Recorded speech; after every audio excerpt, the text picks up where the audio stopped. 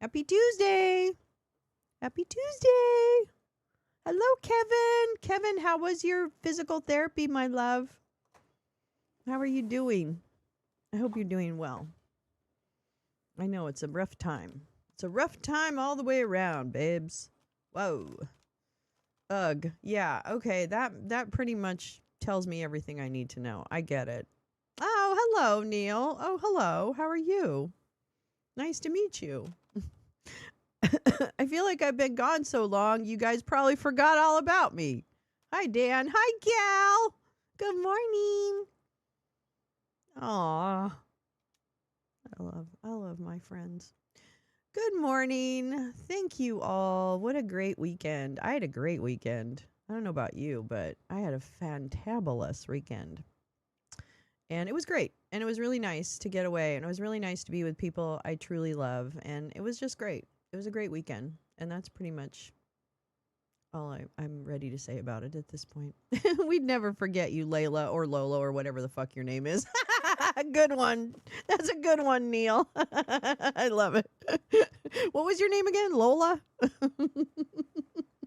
Totally. I'll answer to any of it. So how about that?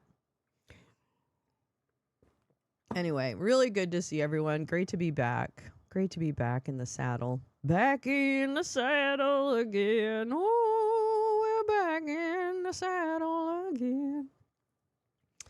Anyways, good morning. Hey, Oomph, how are you? It's good to see everyone. And it's Tuesday. And the gal and Dan. Oh, hi. Neil saying hi to everyone. I love this picture. The four horses' ass of the fucktopalots. Fuck-up-a-lots. That's what I'm calling it. Wait, I have to write it out. The four horses' asses of the fuck-up-a-lots. Fuck-up-a-lops. Does that make sense? Oh, no, fuck-up-a-lots with an S on the end. You know, instead of four horsemen of the apocalypse. Anyway, I know it's not that funny, but it just enters my head all the time. Good morning. Welcome to Wake and Bake with Lolo. I'm Lolo. Back from a weekend of fun and frolic. And let's see, what else is happening? Yeah, the correspondence dinner. Whatever. Everybody but Kash Patel. That's my favorite part of that whole event.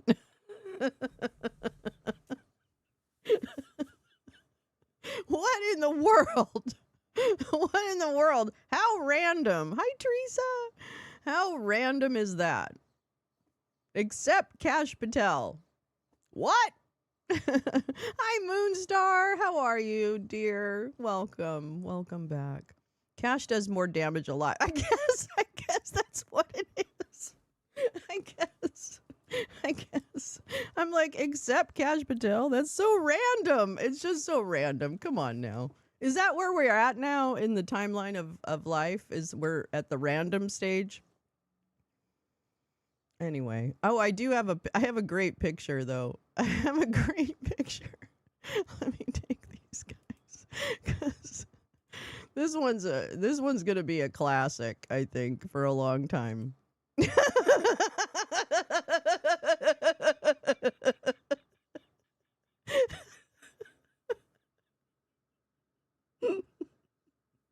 His head is so bulbous that I can't even remove the background from this picture because they can't tell that he's not part of the background. That's what. He has such an amoeba face, right? He literally fuck-up-a-lops. Yeah, fuck-up-a-lots. Yeah, exactly, Neil.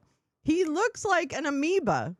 Like literally an amoeba, and to the point where I can't get anything but his hand if I take the background out of this photo. Look at him. He looks like a worm. Oh my God. Woman, you could probably get fucked by a lot of guys, and you don't have to get fucked by that one. Jesus Christ. Lady, have some fucking... Hi, Jane. Have some fucking taste. And what is he doing holding on to her breast? I don't even understand that. Why is he using her as a human shield? I don't understand that. I don't understand. But this is definitely my favorite picture of the weekend. Kash Patel being excluded is my favorite moment, but this is the best picture. Anyway, so that's my Boob Miller. I call that Boob Miller because it's easy to find that way. Anyway, good morning. Oh, I have to get back.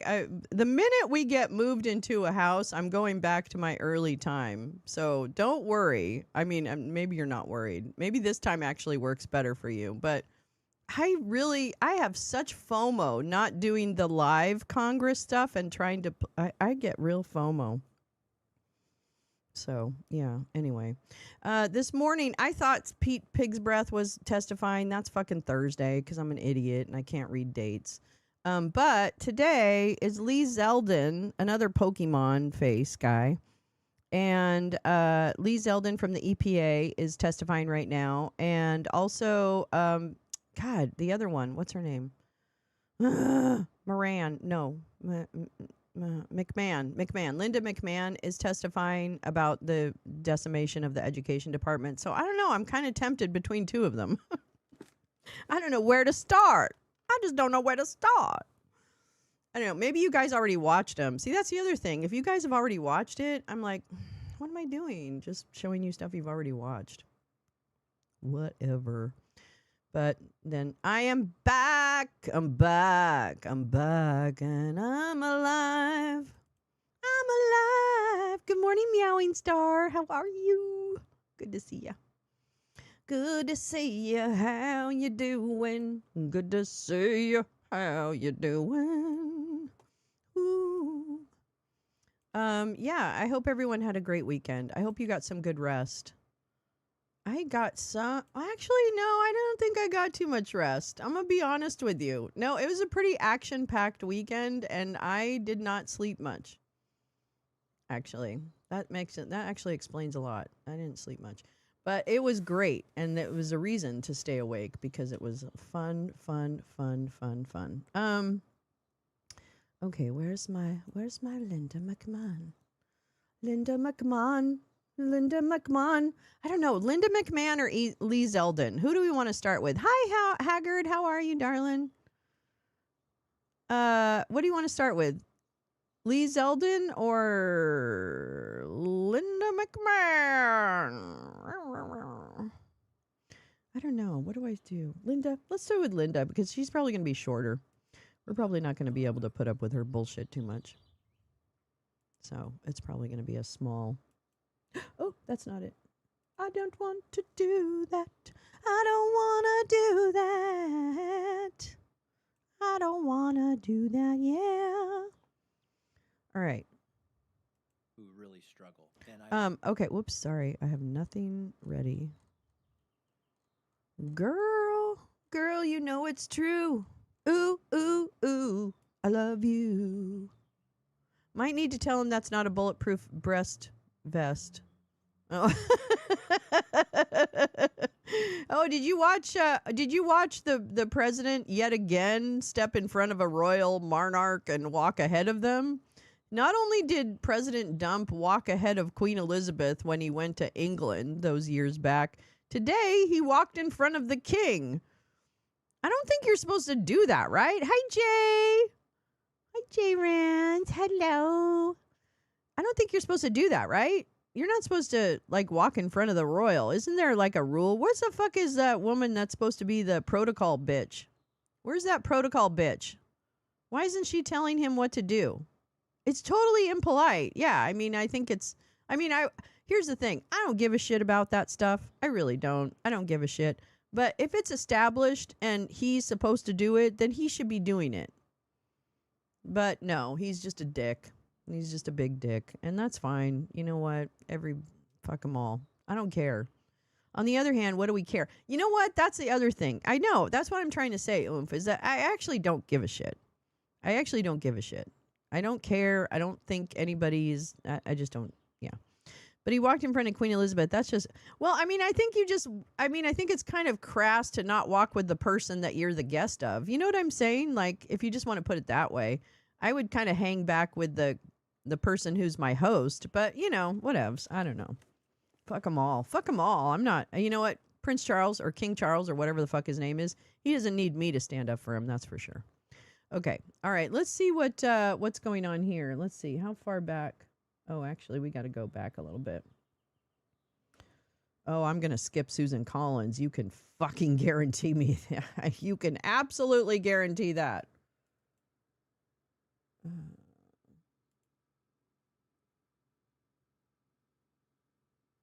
This woman's an idiot. Caputo's an idiot. The focus of this administration when it comes to education issues facing our students and our families. Experts have been clear that the steady improvement in student achievement stopped roughly a decade ago, and it has been in decline since. This has been hardest on precisely the students federal law is intended to help. Secretary McMahon, instead of working collaboratively towards solutions to help our students and families, you've undertaken a politically motivated campaign to undermine the work of the Department of Education. This has been to the detriment of our students, and if allowed to continue, will have consequences long into the future. This includes the termination of $2 billion in grants in the middle of last school year, including grants to expand school-based mental health and special education staff in the state of Wisconsin, my home state. It includes illegally withholding more than $7 billion in formula grant funds, which states were forced to sue in order to access. It includes the abrupt end of $800 million in investments in education, research, and data that support the work of our states and schools. It includes the elimination of funding to address teacher shortages, international education, and eliminating funding for minority-serving institutions. It also includes the continued focus on illegally dismantling the entire Department of Education. None of this is about returning education to the states. The things you claim to have returned through waivers and flexibility, federal law already allowed. At the same time, you are asserting an unprecedented level of control over state and local education decisions. You are using the full power of the federal government to require states, school districts, and institutions of higher education to bend to the will of the Trump administration or face a loss of federal funding. What the department is doing is transferring the vast majority of its programs to other federal departments, agencies with little experience or expertise or capacity to administer them. This includes moving programs that support elementary schools to the Department of Labor. This isn't reducing bureaucracy, it's creating more of it, another layer of it. Where states previously primarily dealt with the Department of Education, they will now have to deal with multiple federal agencies. The department claimed without evidence success in transferring career and technical education and adult education programs to the Department of Labor. That transfer has not gone smoothly, and it has, in fact, cost taxpayers even more. The programs your department next plans to move are orders of magnitude larger and more complex, including programs like Title I, Impact Aid, and TRIO. You are moving those programs at an unknown cost to the Department of Labor onto a grant system administered by yet another agency, the Department of Health and Human Services, a grant system that has experienced significant technical difficulties and issues last year that created delays for programs like Head Start and community health centers. A system the Department of Health and Human Services has described itself as antiquated. This is a waste of taxpayer resources that creates additional complexity and significant risks for our states and schools, particularly rural schools. It also fundamentally misses the point about the role of the Department of Education, which is in large part about supporting states and schools and ensuring all students have access to a high-quality public education. The recent decline in Moonstar, student is it test very scores low? Is it the low very volume? concerning.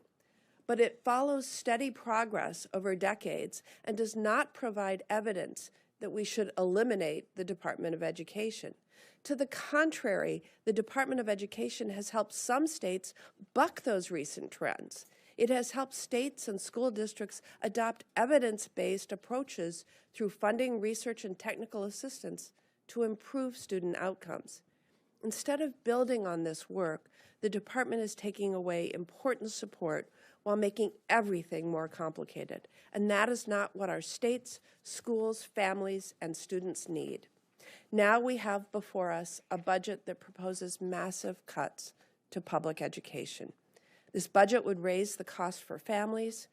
State and local taxpayers would have to make up for the $6 billion cut to programs supporting 50 million K-12 students served in our nation's public schools. And I will not support a proposal to cut funding to Wisconsin for public elementary and secondary education. Your budget request would also make higher education more expensive and harder to access for working families. While increased funding for the Pell Grant program is important, that just maintains current benefits. At the same time, the budget eliminates nearly every other program to help students pursue and afford higher education. Chair Capito, I appreciate the work we were able to do together on last year's budget with the support of Chair Collins and Vice Chair Murray. I'm committed to working with any member who is serious about developing a fiscal year 2027 appropriations bill that supports our schools and funds the Department of Education so it can do what the law requires for our students and families. Thank you. Thank you, Senator Baldwin. And now we'll turn to our witness. Our witness today is Linda McMahon, who is the Secretary of the Department of Education. Welcome, Madam Secretary, and we look forward to your opening statement. Thank you, and good morning, Chair Capito, Ranking Member Baldwin, distinguished members of this subcommittee. Thank you so much for having me today. Americans reelected President Trump with a clear mandate to sunset a 46-year-old, $3 trillion failed educational bureaucracy in D.C. and return authority to where it belongs, to parents, teachers, and local leaders. Amid record low test scores and record high numbers of students buried in debt, Americans want results. Today, I can confidently attest that we are delivering on the vision of educational renewal for decades many promised, but none have delivered. In the past year, I've traveled to over 30 states, seeing firsthand the successes and challenges our education systems face has reinforced my conviction that empowering local leaders and targeting federal dollars toward evidence-based programs are the force multipliers driving our educational renaissance. To that end, my department has carefully scrutinized every dollar of taxpayer investment to ensure that it's... Renaissance? Renaissance? Did she just claim that what she's doing is a new education renaissance? Hi, Tom. That's insanity. Towards clear pathways to success for our students and families. We've cut unproductive program funding and redirected those resources to revitalize literacy, invigorate workforce development, and support our most vulnerable students. We've conducted an honest assessment of our operational efficacy, shrunk our bloated bureaucracy, and to date have secured 10 partnerships with federal agencies well equipped to co-administer Department of Education programs. We've stopped burdening local leaders with one-size-fits-all mandates and are now empowering them to design solutions that best support their students. For example, we awarded Iowa the first ever returning education to the state's waiver, which frees millions of dollars in compliance costs. This allows Iowa to devote more resources to proven interventions, like those that led to their double-digit reading gains. And we continue to work closely with other states to help them realize their potential for innovation. We're also expanding affordable, high-quality education options and restoring parents to their rightful role as the primary decision makers in their child's education. Thanks to President Trump and Republicans in Congress, the Education Freedom Tax Credit gives parents access to critical resources like scholarships, tutoring, and specialized services for students with disabilities, whether their child attends public or private school. In K through 12 and higher education alike, the Trump administration is restoring safety, fairness, and equal opportunity for our students. In this administration, we have secured 7 historic deals with universities to right the wrongs of their pervasive civil rights violations.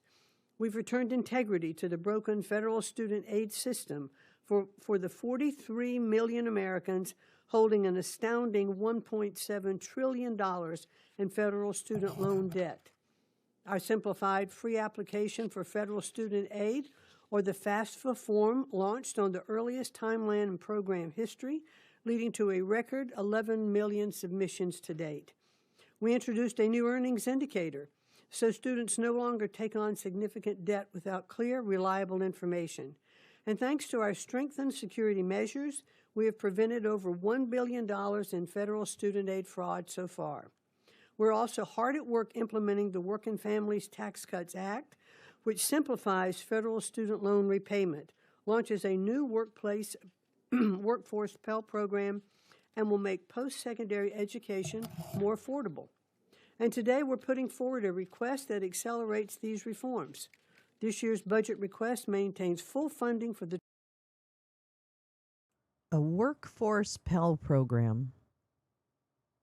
What do you think that means? I think I know what it means. A workforce Pell program. So Pell grants are grants to low-income students for universities. It's pretty typically a small amount. They're not huge. And a lot of people get them, right? They're pretty prevalent. And so they're transitioning that from, I guess, I don't know what workforce Pell Grant means, but I can imagine that it means that you have to pick certain majors in order to qualify for it. And that's really not great. It's going to cut more people out of going to college. That's just it. It's dumbing. It's trying to, yeah, Pell doesn't usually even cover books. I know it's a very small amount of money, but it's still money. And for, of course, it makes a huge difference. And it should be the way, in fact, it should be easier to get than it is. And now they've just made it harder. Yeah, actually, good point, Oomph. We don't even need books, right? AI will teach you. Sam Altman will teach your kids. What could go wrong? Title I-A grants to local education agencies, programs, devoting over $18 billion to serve children from low-income families. It includes $33 billion for the Pell Grant program, which supports low-income students, representing an increase of over $10 billion. It provides $2 billion in new Make Education Great Again grants, a historic investment to improve numeracy and literacy and remediate our decades-long academic proficiency crisis. And for our students with disabilities and their families, the Trump administration requests $16 billion for IDEA programs, which is an increase of more than $500 million. We've been clear. Shifting authority back to the states will not come at the expense of essential federal programs for support, much of which predate the department itself. When the Trump administration makes promises, we keep them, and with your partnership, we will unleash momentous opportunity for every child to realize their God-given potential. Thank you, and I look forward to taking your questions. Thank you. Thank you, Madam Secretary. And I want to turn to the chair of the full committee, Senator Collins. We're happy to have her here always, and she will lead off with the questions. Thank you. Thank you very much, Chair Capito. Welcome, Madam Secretary. Madam Secretary, the administration's proposing to consolidate important K through 12 education programs into one big block grant, the Make Education Great Again grant. Many of these programs are extremely important to our students, including the Rural Education Achievement Program that I authored more than 2 decades ago to help rural school districts overcome the unique challenges that they face. For one, small rural schools don't have grant writers to apply for grants, and they lack those resources. REAP helps schools by giving them additional funding and flexibility. Eliminating REAP as a separate program puts schools in rural states at a real disadvantage. From my perspective, consolidating 18 programs funded previously at $6.5 billion into one grant program funded at only $2 billion will undermine the goals of helping our K through 12 schools. Protecting rural schools and rural communities has always been one of my top priorities. So it's critical that we evaluate the impact that the administration's proposal. Even a broken clock is right 2 times a day, Jane. And right now, this clock is broken. But she's right. And she's given some good numbers. Yeah, I know. We're listening to Susan. It's kind of a weird Tuesday, right? Upside down Tuesday. Would have on rural schools. But How she's not would wrong. Providing much less funding, going from $6.5 billion to $2 billion, and consolidating all of these programs help rural schools? Thank you, Senator, very much for your question. And I know your passion for rural schools is much throughout Maine. One of the points that you made about a lot of rural schools don't have grant writers and can't bring in those resources that other states might have or other cities might have is part of the program of this consolidation, because there are a lot of states who never participated in any of the grant funding. Under this proposal with the consolidation,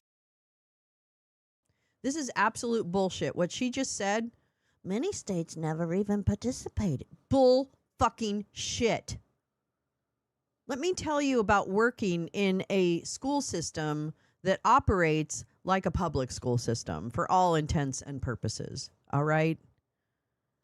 The grant programs are laid out by your district, there is a lot of people that that make you aware as a school leader about what grant opportunities are available to you. And that process of grant filing, etc., is extraordinarily, it's the lifeblood of a public school. It is so critical to get that funding because it makes up the per pupil that you're trying to achieve in order to pay your bills and hire the teachers that you need to hire and pay the wages you need to pay. So this is just like, I can't even fucking believe it. Anyway, fuck you, Linda. Fuck you, Linda. all states will participate in a Everyone formulaic did. distribution. of Show this me one that consolidated didn't. grant. Show me who didn't. Where is your data? Because that's just flat out wrong and a lie. Grant. While I acknowledge it is not as much money coming into a lot of the different programs, our assessment of many of these programs have been they have lost their efficacy and they're really not returning. Where is your data?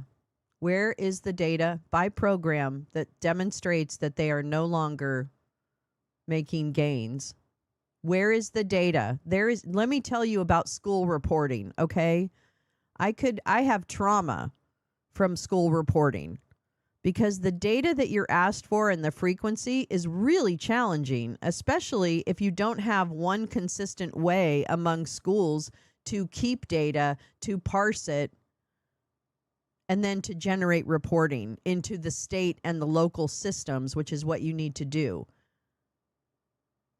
I can tell you firsthand what a struggle that is. And so you cannot fucking tell me, lady, that there is not specific, down to the student level data about many different performance indicators, many different demographic indicators, all kinds of, you would not fucking believe the amount of data that we capture so that we can apply for the grants, like Title I funds and other things. Schools will not exist without it, period. That's it. Good night. The giving the returns that we had hoped to see for our rural schools. So I really believe that in this consolidation effort, we have the opportunity for many more schools to take advantage of dollars and to be spent in the areas where they need them. Governors, local school boards, superintendents of these states can take a look at these dollars that are coming in. If they need to be spent more in rural areas, they can direct that funding to rural areas. If they have adequate school funds in their city or less rural areas, then they'll have the opportunity to take that money and put it where they need it. So the goal is to provide more dollars to be spent where governors and state superintendents and even parents participating in local school boards see the need for these dollars to be spent.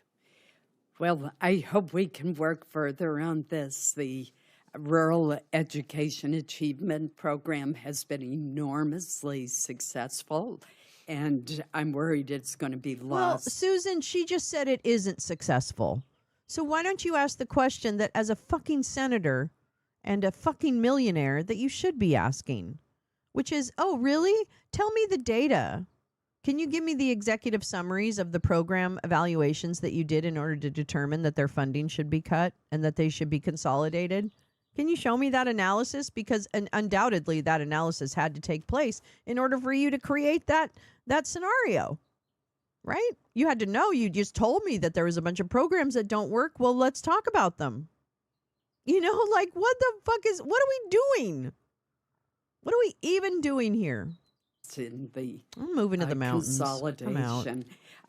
You and I have discussed many times my passion for the TRIO program, which has changed the lives of countless first. There you go. Meowing Star gets it. Many more schools will be partaking and utilizing a sum total of less funds.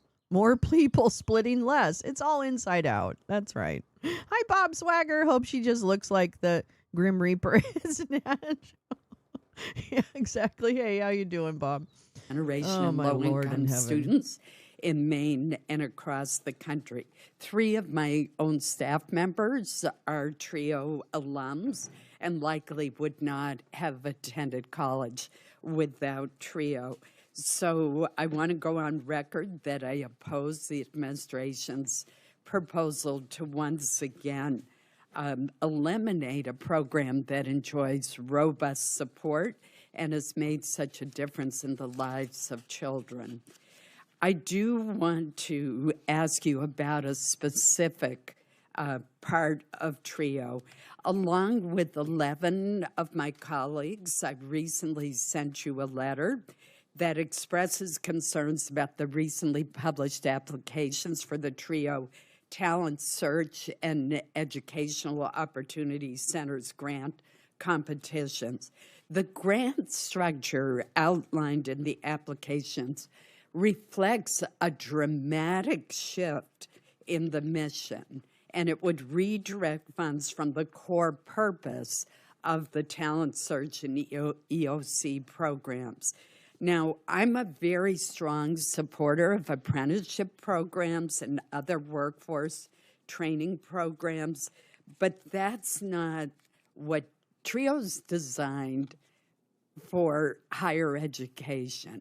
Ultimately, that leads to workforce improvements and opportunities, but it's designed to promote college awareness, preparation, and completion for low-income and first-generation students. So in my judgment, the partnership that the Department of Education has entered into with the Department of Labor negatively affects these competitions, and current grantees in my state, like the University of Maine and the University of Maine at Presque Isle, are going to be hurt by the change in focus. Why alter congressional intent for the education opportunity centers and the talent search grant competitions?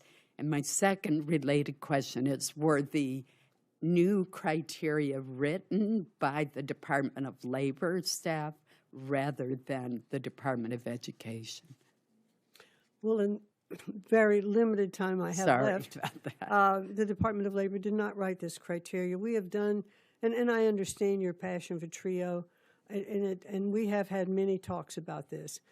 I think what we are looking at the Department of Education is looking at TRIO differently, giving it some opportunity to be reformed, because under TRIO's own metrics, it has not achieved its own goals. And as we look at it across the country, we looked at, okay, how can TRIO then be reformed if, in fact, we could provide a different kind of opportunity for higher education? Would it necessarily have to be a college degree, or could there be students who would want to proceed after high school into apprenticeship programs or a skilled workforce? So this latest is kind of, if you will, experiment with TRIO to look at it to see if it has different results. I think in this bidding process, it was worth taking an opportunity of reform to show that there might be alternatives to higher education other than college, given that we do have a lack of our skilled workforce in the country. So I appreciate your commitment to TRIO. I want you to know that we are spending about $2.1 million doing research for the programs to see how the efficacy of them can be improved. By their own admission and their own self-reported data, they're not meeting their own goals. Well, my time has expired, so we'll continue this discussion. Thank you. Thank you. Senator Baldwin. Thank you, Madam Chair. Secretary McMahon, it's a central tenet of yours that you are, quote, returning education to the states.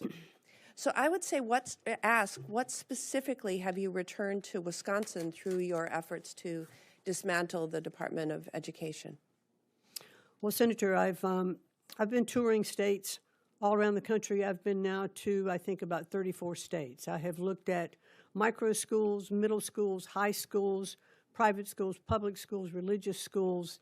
I've visited institutions of higher education. And what we are trying to do is to really evaluate what the need is for our education across the country, and to provide, my legacy hopefully is going to be toolkits for different universities. You've not returned anything to the states and local school districts that they didn't already have. They have been able to always seek waivers under federal law. They have always had primary authority over education decisions like hiring teachers and choosing curriculum.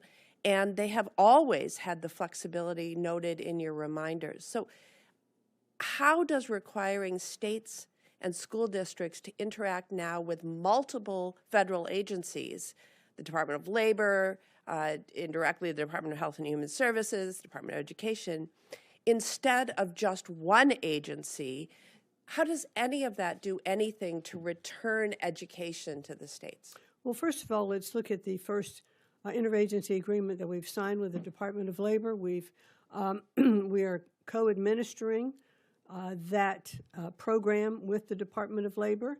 And so now the management of WIOA and Perkins grants, which typically would be 2 applications from the state, you can go to one place now.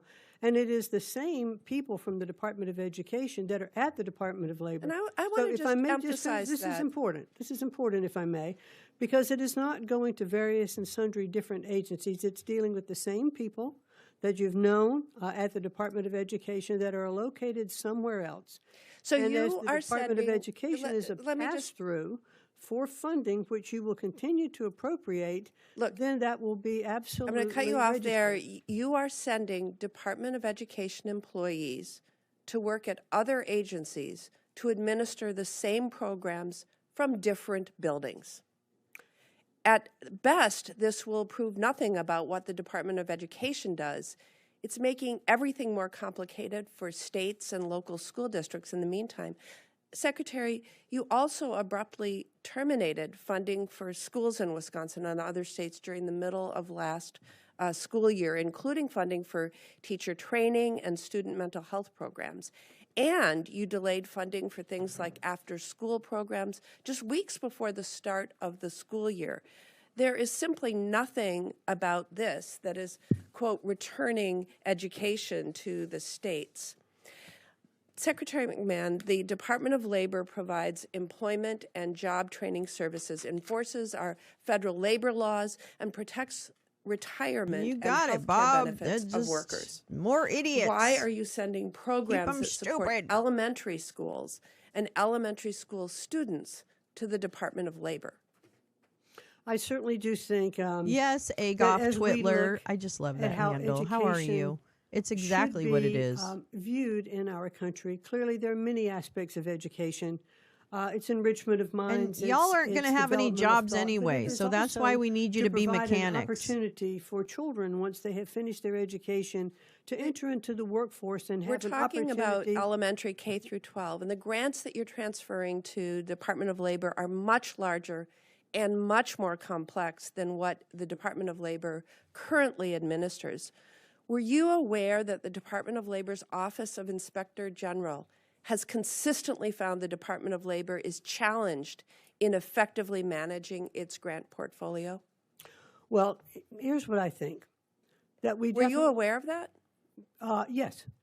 Okay. So I believe that there That's a are lie. That's a lie. She lied. This is Linda fucking McMahon, okay? This is Linda fucking McMahon, wife of Vince McMahon, sexual abuser, corrupt individual. This cunt has built her entire Chanel-laden existence off the backs of poor people and giving them expensive pay-per-view entertainment, okay? This cunt is absolutely without any moral whatsoever. So, yeah, fuck Donald Trump. Fuck all of his little minions.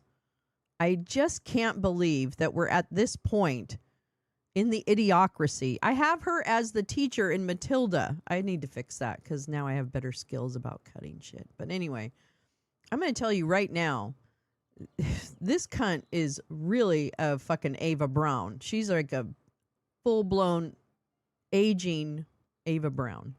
opportunities in every agency to improve their grant programs. So you'll transfer education department grant programs to a department that is challenged in its current administration of grants. Senator, in any time that you were looking to make, let's call it, if you were looking at the business world, a merger, when you bring two factions together, do you believe in the end are going to be better serving the population that you are looking to serve? There's some hiccups along the way at the beginning, but in the end, this is a program that... Show me the data that shows it's going to be better. Because, you know, in education, I've done a lot of data and monitoring and evaluation in an education setting. So I actually know a little bit about what I'm talking the fuck about. But Linda, please explain to me what your forecasts are and what you think is going to happen with the change in intervention. Because that's the way I would have talked about changes to programs that I want to make, is I would talk about what are the expected outcomes and why, first of all, why am I changing it to begin with? What isn't working? So presenting the data on why something is not working, and then proposing changes that would be tested, evaluated, and then determined whether or not they were also effective. But I would have some idea going into it of what I wanted those outcomes to be. Right? And what I think was going to happen if I did something slightly different in, say, math. You know, maybe if I brought in college tutors a couple of days a week, you know, to help the teachers. And, you know, I don't know. There's a million different interventions I could think of. But in order to get those interventions funded, I would always have to prove that I've thought it through, that I've thought about what is going to happen when I do these interventions. Why am I doing them to begin with? And what is it going to cost? And then you see over time whether or not your assumptions are correct. And if not, you iterate and you develop a different approach based on what you've learned.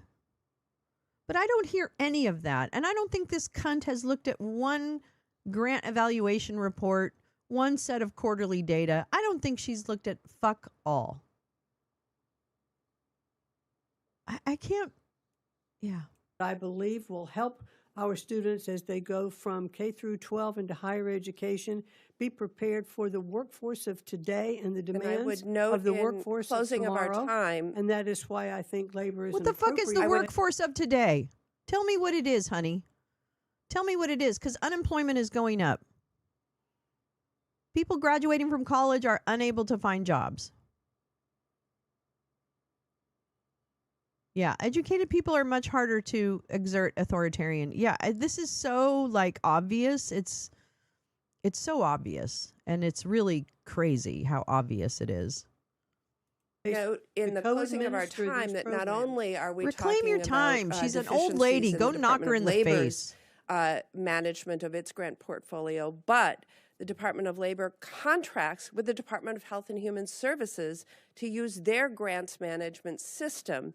And there were technical issues with one of those systems last year, which resulted in significant delays of Head Start and other funding. Well, I can tell you that our programs have gone out, our grant programs have gone out on time from labor. We have processed requests from over 56 states, over, I think it's $30 million at this particular, I think it's 30 billion. We have 56 states? Do we have 56 states? I would, man. I would. What is that? I would jump off the ropes. What is that thing? What, helicopter? I actually have gone to WWE. I'm a huge WWE fan, okay? Like Randy Orton was my guy. Like I love Randy Orton, and I loved who's the other guy? He's really cute. I can't remember now. I'm going to tell you, I love WWE. I loved it. I went to 2 different live events on my own accord. I love WWE, but I don't love them. But so I'm all into it. But at the end of the day, this is crazy. And I'm going to tell you right now. Yeah, she's playing the heel. Absolutely, Agop. She wants us educated to dig ditches, right? Or solder wires. I don't even know. I wouldn't admit that publicly. I know. I don't care. Well, clearly I don't care, honey. I love you. Good day, Money Max. No, I don't care. What do I care? I enjoyed watching it. It was a live event. It was fun. Like I like that. And I like the characters and I like the crowd reaction and I like all that. So anyway, from that standpoint, I'm not a hater, right? But 56 states? Can we go back to where I started? Thank you, Moonstar. 56 states? Do we have 56 states? Am I wrong? Is there some new math? Did Northern and Southern California split into 2 or something? What's going on? $1 million at this particular point. We've gotten those grants out on time, merging with the 2 systems. And actually, the Department of Labor has a more advanced system of grant dissemination than does the Department of Timeliness of Education. Department of Counting is Education so grants woke. is much in dispute, Madam Secretary. Well, we can stand to agree to disagree on that point. Thank you. I'm going to stay on that, on the Right, Department of sorry, Labor thank you. and Yes, the career thank you. technical Oomph and education egg off. Got it. aspect, because I think I'd like to hear from you. You mentioned Maybe how that's many number states 6. have been seeking grant, gotten their money through the Department of Labor, and it's what are the metrics that you're using as to determine whether this is a successful merger? Is it how many students are more self-aware when they come out of school? Do they want to go into apprenticeship? Do they want to go into a skill? Do they want to go to higher ed? Because I think there's obviously we have so many workforce programs throughout the whole government in all different aspects of it that I do think consolidating these and matching it with education is a natural fit. So I'm going to assume you said 56 entities that you'd looked at. You said that in your last answer, I think. Obviously not 56 states because we only have 50, but so are you getting complaints about this from the states? I'm asking, what are your metrics that you're going to use to see if there's success? And are you getting complaints from the states that this is not working for them? Because I'm not hearing that from my state. We haven't gotten complaints. I think there were concerns at first. Were the grants going to go out on time? Were there going to be issues? And in merging, two systems and in having, co-administering these programs at labor, clearly, there were some hiccups to begin with, which I think would be natural to work out. But we have worked them out. So I'm really pleased that What are your metrics? Where is your report?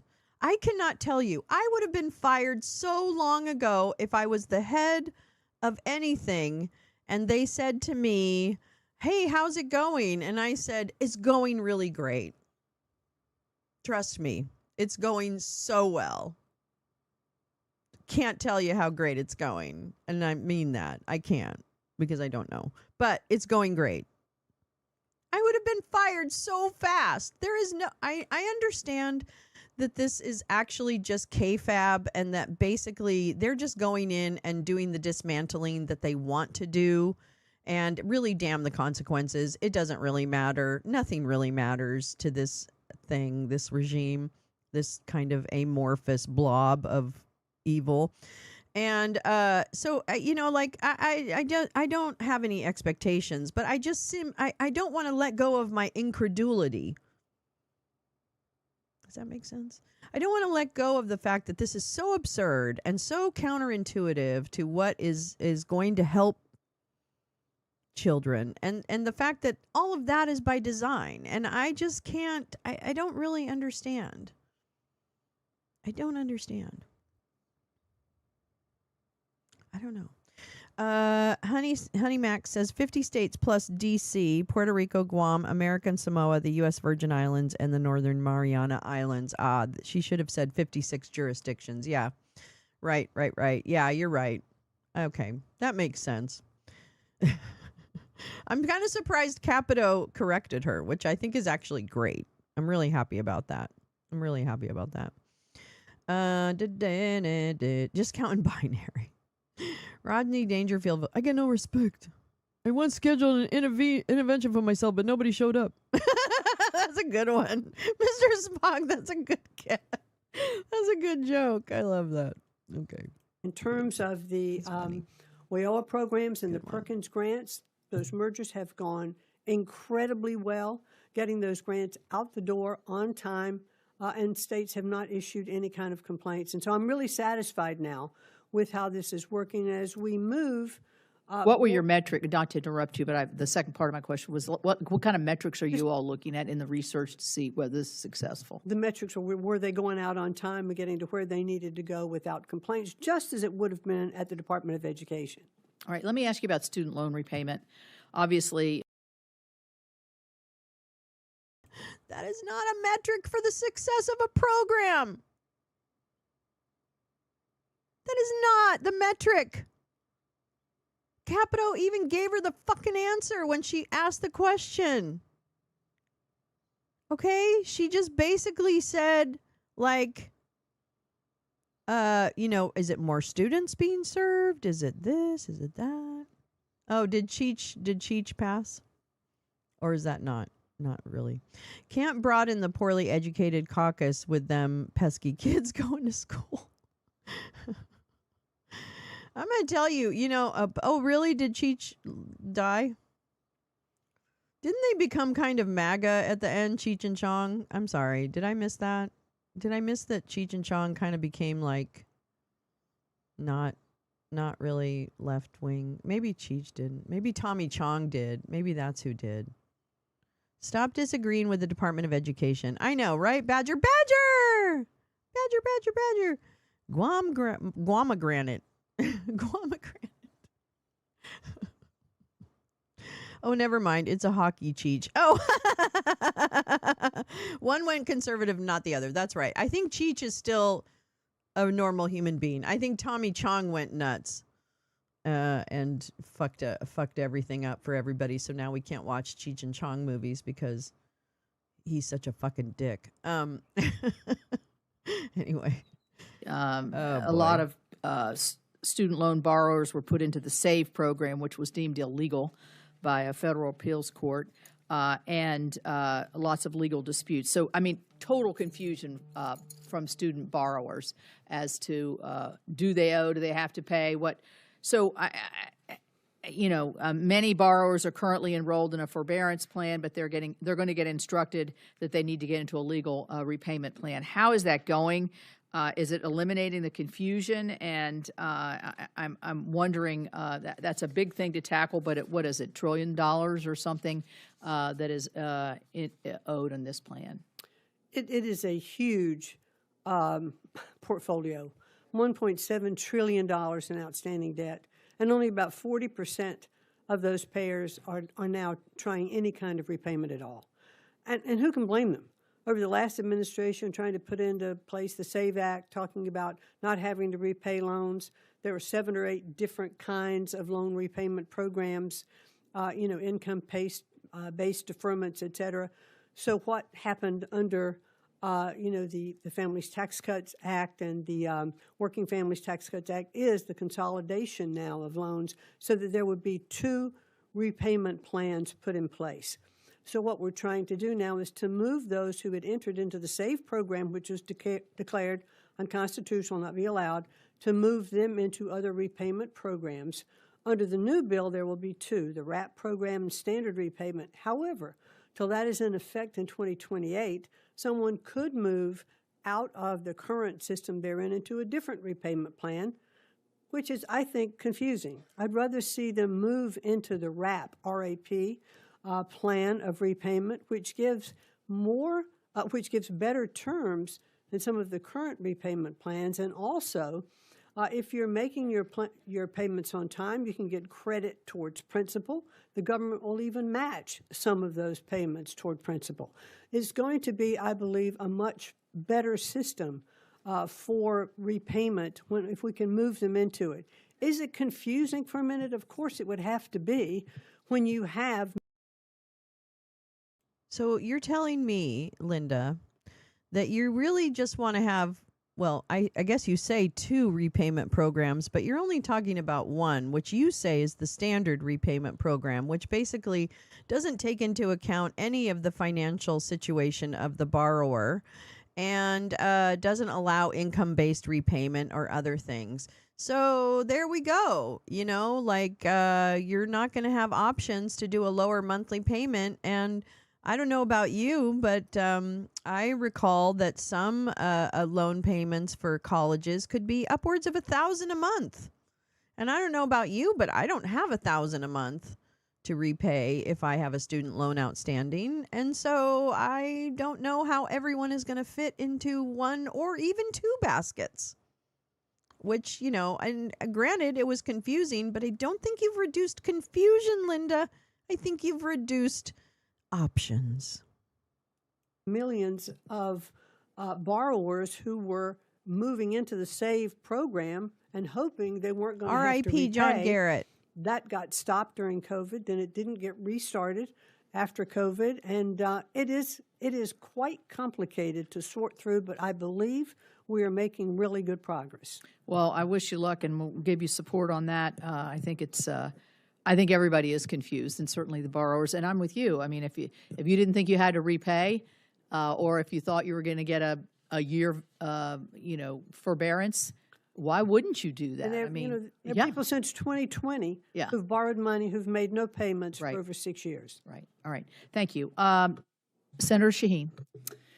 Thank you, Madam Chair, and Ranking Member Baldwin for holding this hearing today, and welcome, Secretary McMahon. Thank you for the opportunity to talk to you last week. I want to start by following up on Senator Collins' questions about the TRIO and the Gear Up programs, as we discussed last week. Now, you said that you have metrics that show that those programs are not successful, but I have metrics that say, according to the evaluators, the Pell Institute and the Institute of College Success and Access, that in evaluating TRIO, that there are higher rates of retention for students in higher education. They have higher rates of graduation. They have upward bound students who earn a bachelor degree at twice the rate of non-TRIO first-generation students. So I would hope that you would share with this committee the metrics that you have that show that these programs are not successful. And I would just point out anecdotally, we heard from one TRIO alum, Heather, from Berlin, New Hampshire. She writes, "My childhood," and I quote, "my childhood was a gauntlet of domestic violence, alcoholism, and poverty. My upward bound summer literally pulled me out of a toxic environment and showed me that a different life was possible. My TRIO mentors stayed by my side, helping me navigate the applications and fees that would have otherwise been impossible barriers. I went from a kid stealing food to survive to a creator of knowledge conducting high-level research. Since her TRIO experiences, Heather has earned 2 bachelor's degrees, 2 master's degrees, and a PhD. And she finishes her story with this statement: TRIO transforms public investment into long-term economic and civic return. I am living proof, and I am forever grateful." Madam Secretary, is it the intent of this administration to eliminate the TRIO and Gear Up programs and other programs that help students who are at risk from accessing higher education? Senator Shaheen, thank you very much for relaying that. And that is a great success story for a TRIO program. And I'm sure there are many of those, around the country. However, as I pointed out, the evaluation of this program shows that they have been very successful. Well, the metrics that I get, which are the self-reported metrics from TRIO, as we look at their percentage of graduation rates, et cetera, they are falling short of their own metrics. Well, again, would you please share those with the committee? I'll be happy to do that. Thank you. So can you answer, is it the intent to get rid of this program? This is totally unacceptable. As I mentioned before, we are spending about $2.1 million evaluating TRIO and looking to see if it should be revised. Okay, so have you evaluated it? Or have you not evaluated it, Linda? Which one is it? Because you just said that you had already seen metrics that convinced you that it wasn't being effective. So can you now explain to me why you have $2.1 million to evaluate TRIO? Because it's got to be one or the other. Now, if you want to say that your evaluation isn't done yet, then you shouldn't have said that you had metrics that said you could get rid of it. I can't even tell you how quick I would be fired. I just can't tell you how quickly my board of directors would have looked at me in the meeting like, "Excuse me?" Like, what? I would be laughed out of any executive director job, and I should be, if I acted like this. I am floored, and I hope I never not get floored by this shit. And I am sure that the Appropriations Committee, as they did last year, if Congress chooses to fund TRIO, then we will work very closely with you to see what reforms we can do to make it better, if in fact it's better. But right now, it is costing. Hi, Esmeralda. Good to see you. To have TRIO programs. Well, it may be a high cost, but this Congress passed the president's One Big Beautiful Bill that provided a tax cut for people with an annual income over $1 million, and it's now costing the taxpayers over $1 trillion. It's added $4.6 trillion to the federal deficit.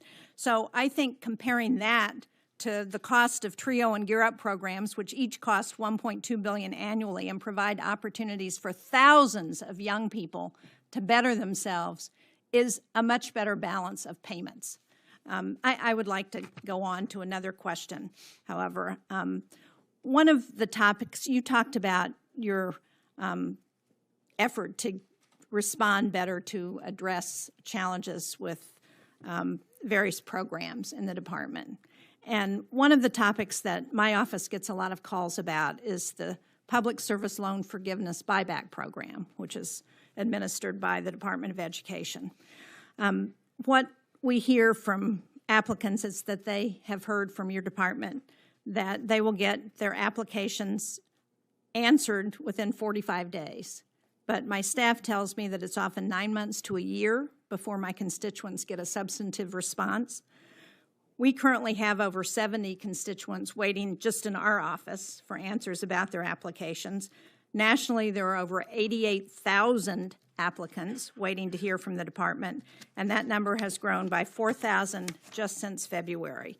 So can you talk about how you intend to deal with this backlog? And I understand that part of your plan is to have the Treasury Department take over these responsibilities, and yet the Treasury Department doesn't seem to have the personnel, resources, and expertise to administer the program. So how are you expecting to address that?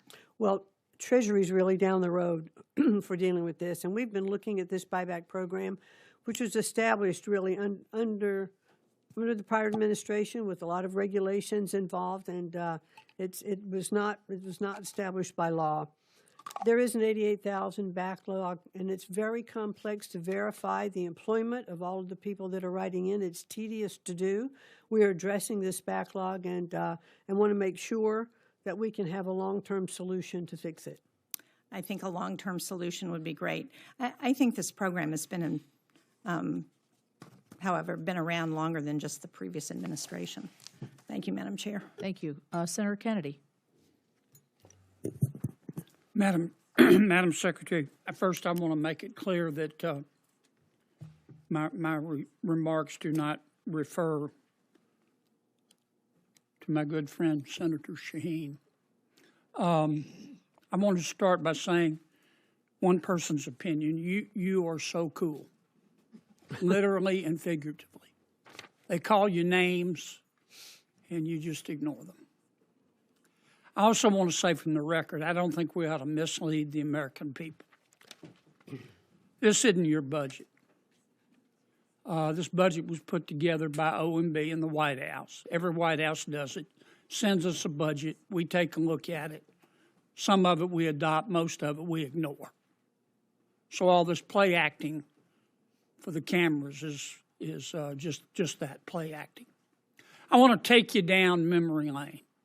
Excuse me? I'm going to come back to the extraordinary All right, job you've Foghorn. done at the Department of Education. I would love to hear what you're about when to you say. took it over, was the poster child. The poster child for excess federal government. What? Chuck. Okay, I'm going to take umbrage with Foghorn Leghorn here, fucked up Foghorn, as I like to call him.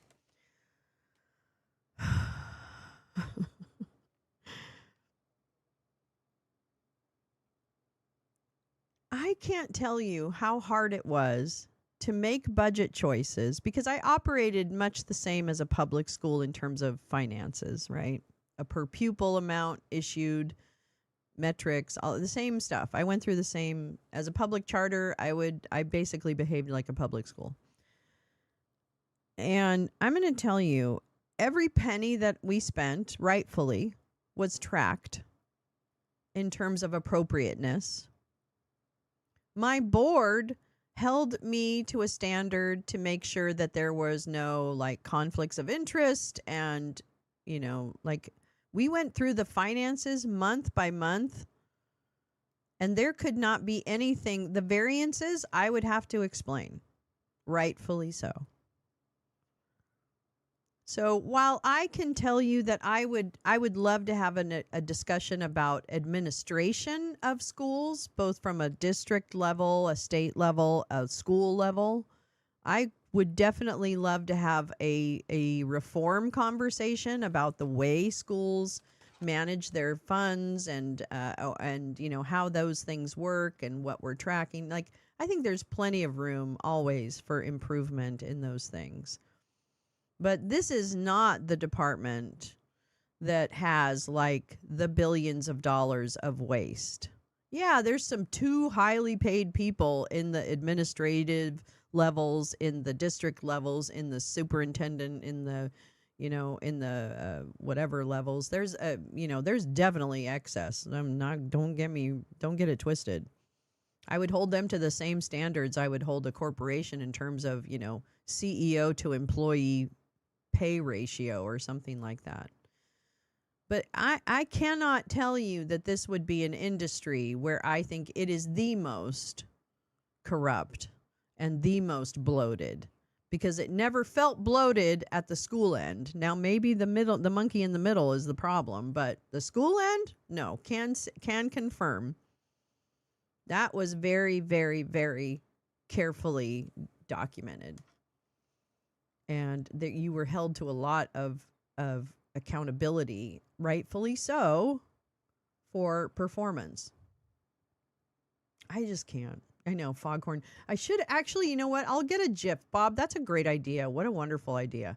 I'm going to get like a moving cartoon GIF of Foghorn so that we can put that on the screen when that's a great idea. God, well done. Writer's room. All right, I'm going to probably go ahead of woke him. race baiters. Bitch into public education. What happened to his hair? What happened to his hair? Something's up his ass. Maybe his hair gel didn't work. I don't know. But I'm not going to listen to him because I don't give a shit what he says. Oh, I like this guy. He's okay.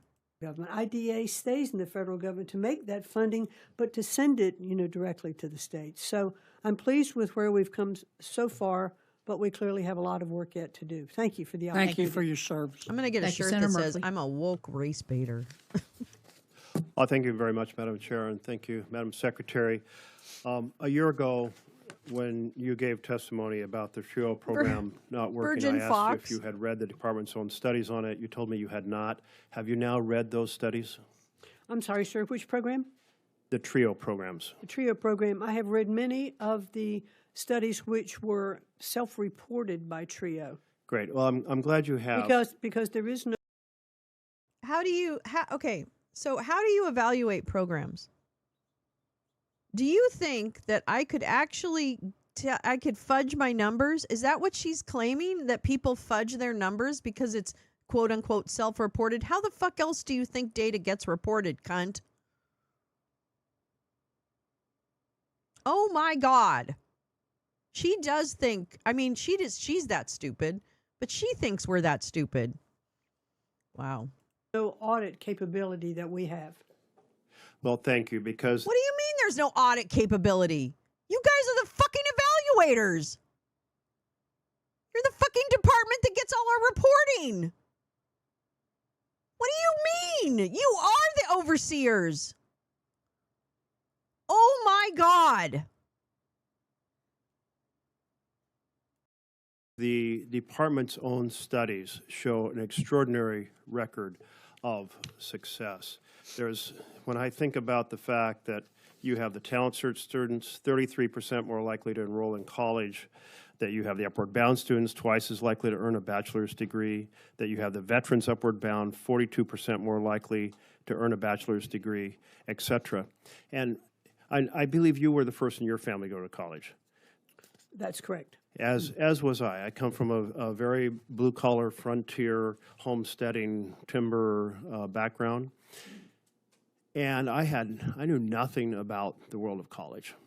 I stumbled into someone mentioning a deadline for college applications.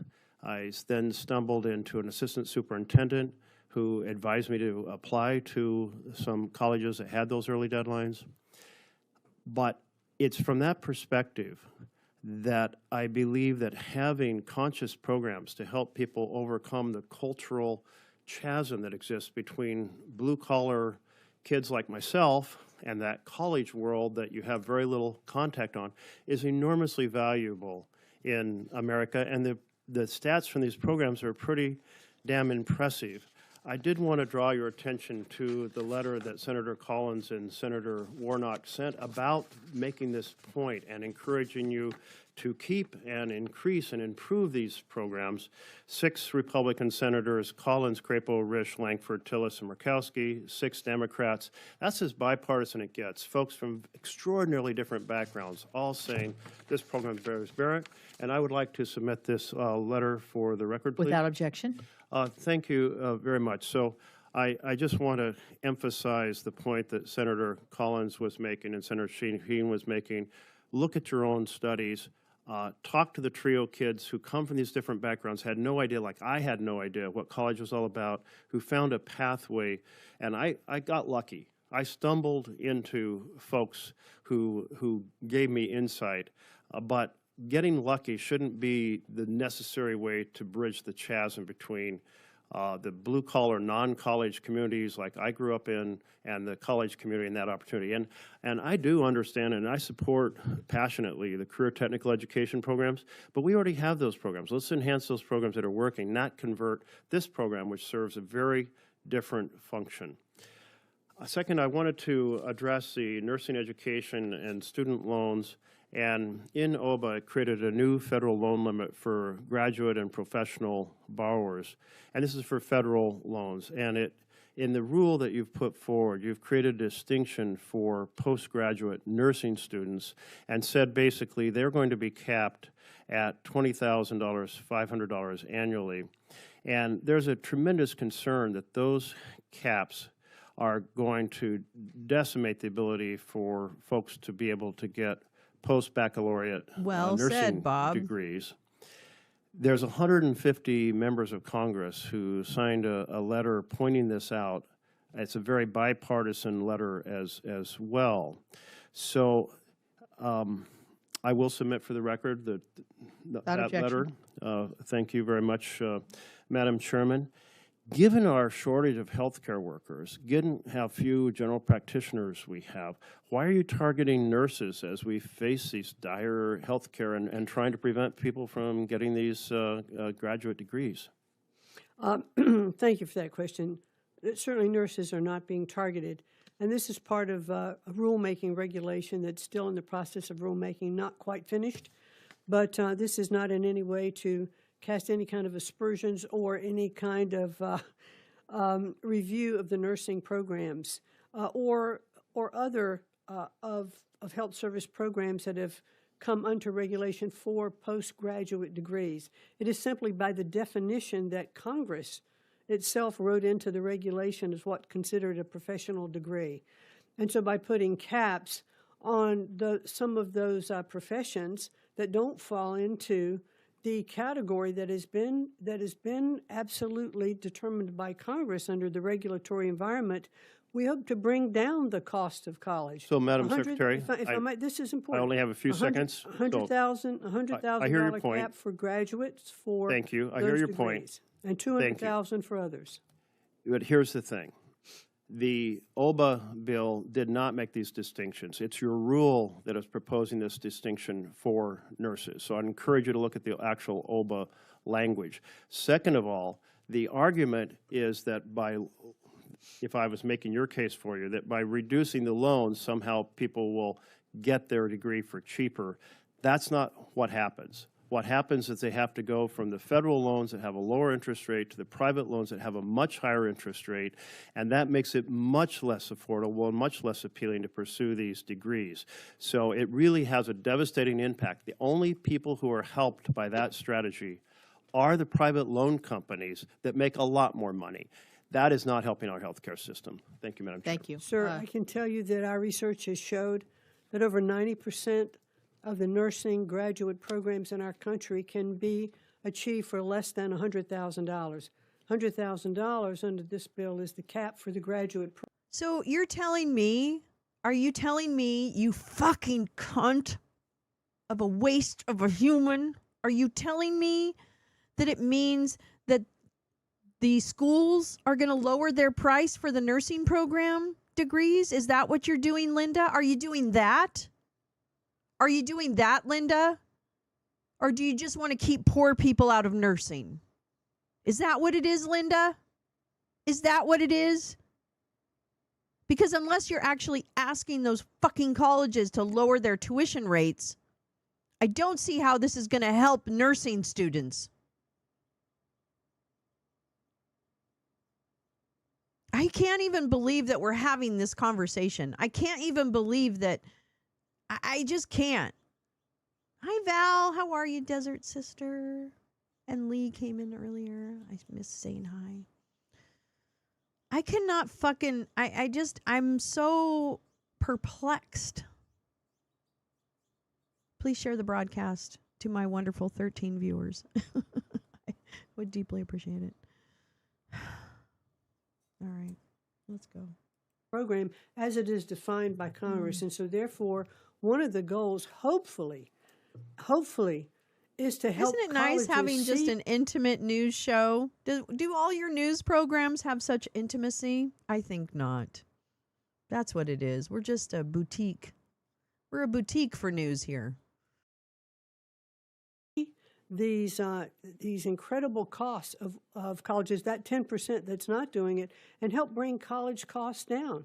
When you can go to one college and get a degree that the nursing program is going to cost $200,000, and another well-qualified college can deliver the same degree for $85,000, then it gives the consumers an opportunity to choose, and making them aware of what these different costs of these programs are. And as I say, we're still in rulemaking. It's not final, but the final rulemaking will be soon. Madam Chair, can I just make a note on? I'm the corner store of news and that you can use or not use.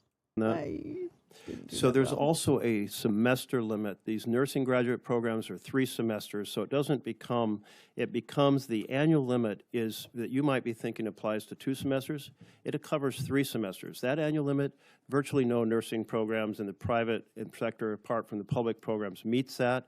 Actually, so I think your analysis is completely wrong. This is completely damaging, and I encourage you to take a look before you do the final rule. Thank you. Thank you so much for being here. We appreciate all of your hard work. I do want to associate myself with those that are in support of TRIO.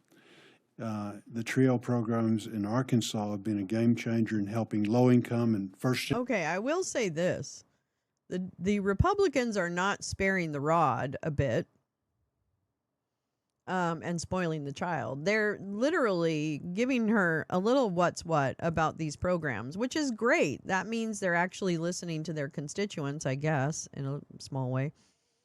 But it is kind of somewhat gratifying that at least there's a little bit of pushback. It's not great pushback. Don't get me wrong. It's not enough.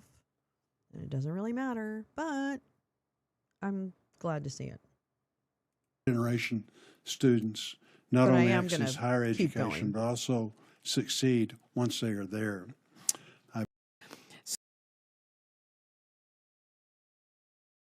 Solution to helping kids who are falling behind is to destroy the Department of Education, but I know you and the President seem to think that that is the solution.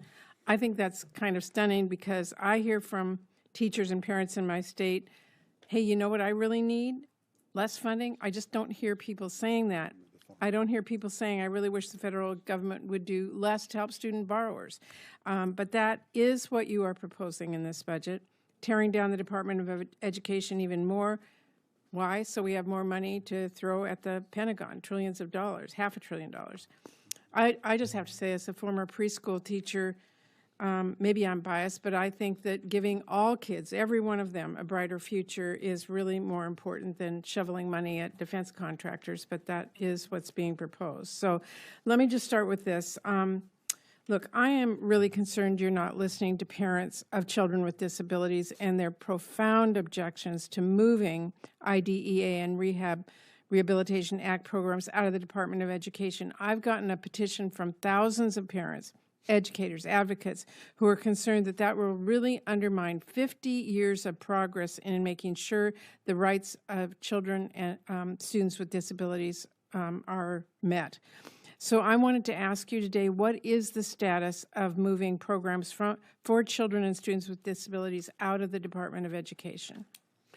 Currently, we are still evaluating where those programs would best be located, and we have not made that determination yet.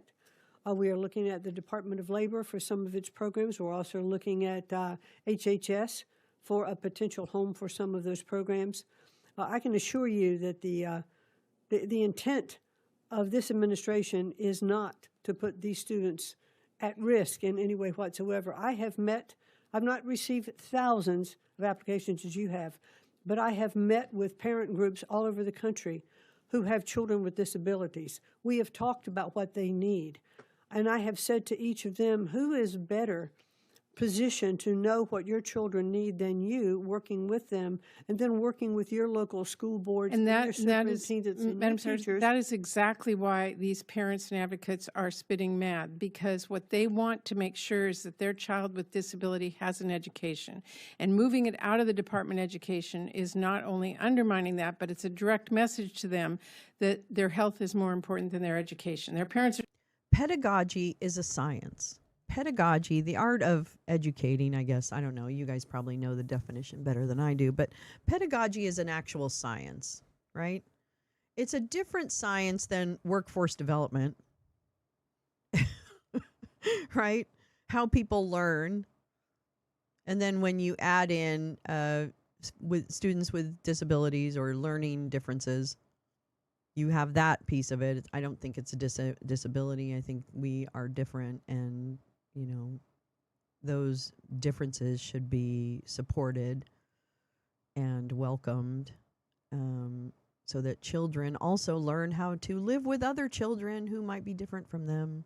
It's all part of that socialization thing we talk about.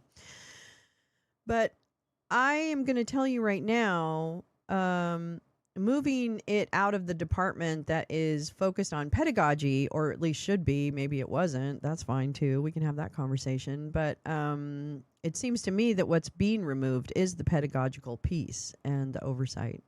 Pedants and pedagogers against pedos, right? Exactly. Pedagogues, yeah. Anyway, that's what I think.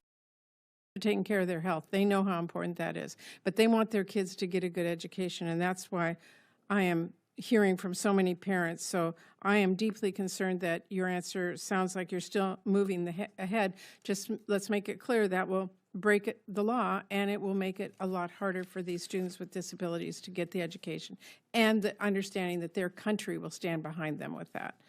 Well, I just have to object to your framing of this. This is, first of all, it's not against the law.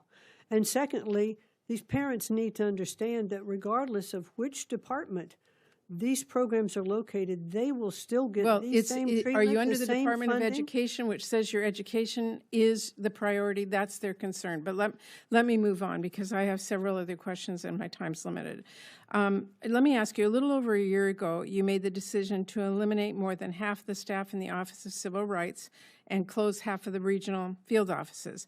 Now, you have testified repeatedly that students won't even notice your efforts to abolish the department, but I'd like to hear you tell that to the students and parents who have yet to hear anything about their case, let alone have it be fully investigated and resolved. Because in President Trump's first year of his first term, OCR resolved about 60 sexual harassment cases and 15 sexual assault cases. Can you tell me how many of these cases were resolved in the first year of this term?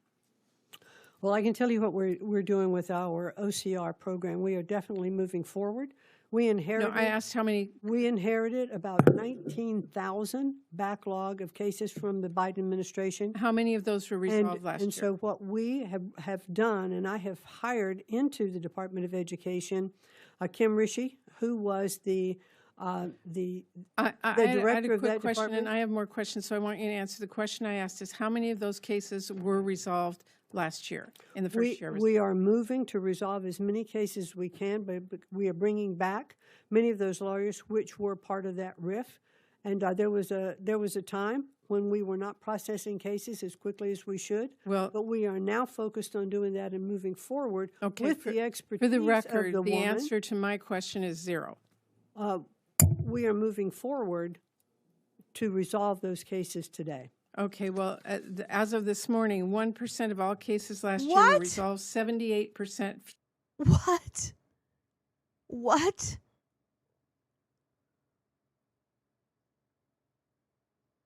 And you know what the beautiful part of this is? Nothing's going to change. Nothing's going to change. Nothing. It's all going to just keep going. Fewer cases were resolved than the year before. And really, we have to understand that what that means is kids are being denied equal access to education they are entitled to under law, are now also being denied the justice they serve. And that is really wrong. So you said you were hiring people back. I want to see what those numbers are. I want to see what cases are being resolved, because I think it's really our responsibility to make sure those kids get the education they've promised. Yeah, I'd be anxious to share those with you, because Well, right now it's what zero. we're putting in place is to move forward. Okay, well, And so we'll be happy to share that with you as we happy get to those hear cases that, resolved. but just telling this committee that it's going to happen someday, to me, is not making sure those kids get it. Well, I've hired the person and brought them back who made all of those things work in the first Trump administration. Left office with 4,500 backloaded cases, inherited again 19,000 from the Biden administration, and has a full-on attack now to resolve those cases. And we are moving forward to make sure just that for the gets record, handled. we expect to see progress. So do I. Okay, I'm glad to hear that. Also, you have decided to move the Title I program and important parent and family engagement requirements to the Department of Labor. You've decided that agency, which, by the way, has no experience making sure families of K-12 students can meaningfully participate in their child's education, to take over. Meanwhile, you are moving other parent and family engagement programming to HHS. So just for everyone to understand, now, if you are a superintendent looking for resources to help get parents more involved in their kids' education, you have to contact at least 3 different federal agencies to get an answer. So how does that split help parents get involved in their kids' schools? How does that create efficiency? Well, what we want to do is to make sure that kids have the same access that they need. These parents, let me just back up for 1 second, and I'll just take a minute to do this. The implication is that we just pick up a program out of the department, stick it in another department, but that's not how it works. The people who are managing the functions in the Department of Education are being detailed to the other departments, so that the contacts that these parents have had, the numbers, the emails that they have to reach out to, are the same. They're just located in a different agency. Okay, so this is not... But it is clear right now you have to contact 3 different agencies, and for the No, it record, is not clear. That is incorrect. No, it is correct. It and is not. It's not I beg to efficient, and it's not disagree. smart. Well, we have a disagreement. Yes, and we I'm will happy have to agree to disagree on that, because you're incorrect. Okay, well, my time is up, but I just think that students in our country absolutely are being hurt What by a the cunt, actions that we're man. seeing right What a now. fucking and the cunt. budget that is in front of us makes she it looks even like worse. shit, Lee. We've got to make sure that we are training our teachers and providing our students access. And this budget, I really believe, leaves kids behind. So we have a lot of work in our Appropriations Committee to make sure we meet the demands of families, and I will work with this committee to make sure we do that. Thank you. And I'd just like to have one more response, and that is, we've been doing the same thing since 1980, since this department was developed. Our scores have gone down. Our kids haven't improved. We've had some good programs in place that we want to continue. We want to evaluate them. We want to make sure that those programs can continue and be enhanced. But I have to tell you, we have failed these generations of our children who cannot read and write. And Well, it's just a Madam travesty Secretary, you and I that just is have a in place. difference of opinion on how to make clear that we are working towards that goal. And having worked on many budgets and many authorization programs to continue our work to do that, I don't think dismantling the Department of Education is the right goal. Thank you very much. I return my time. Senator Husted. Thank you. Thank you, Secretary McMahon, for being here.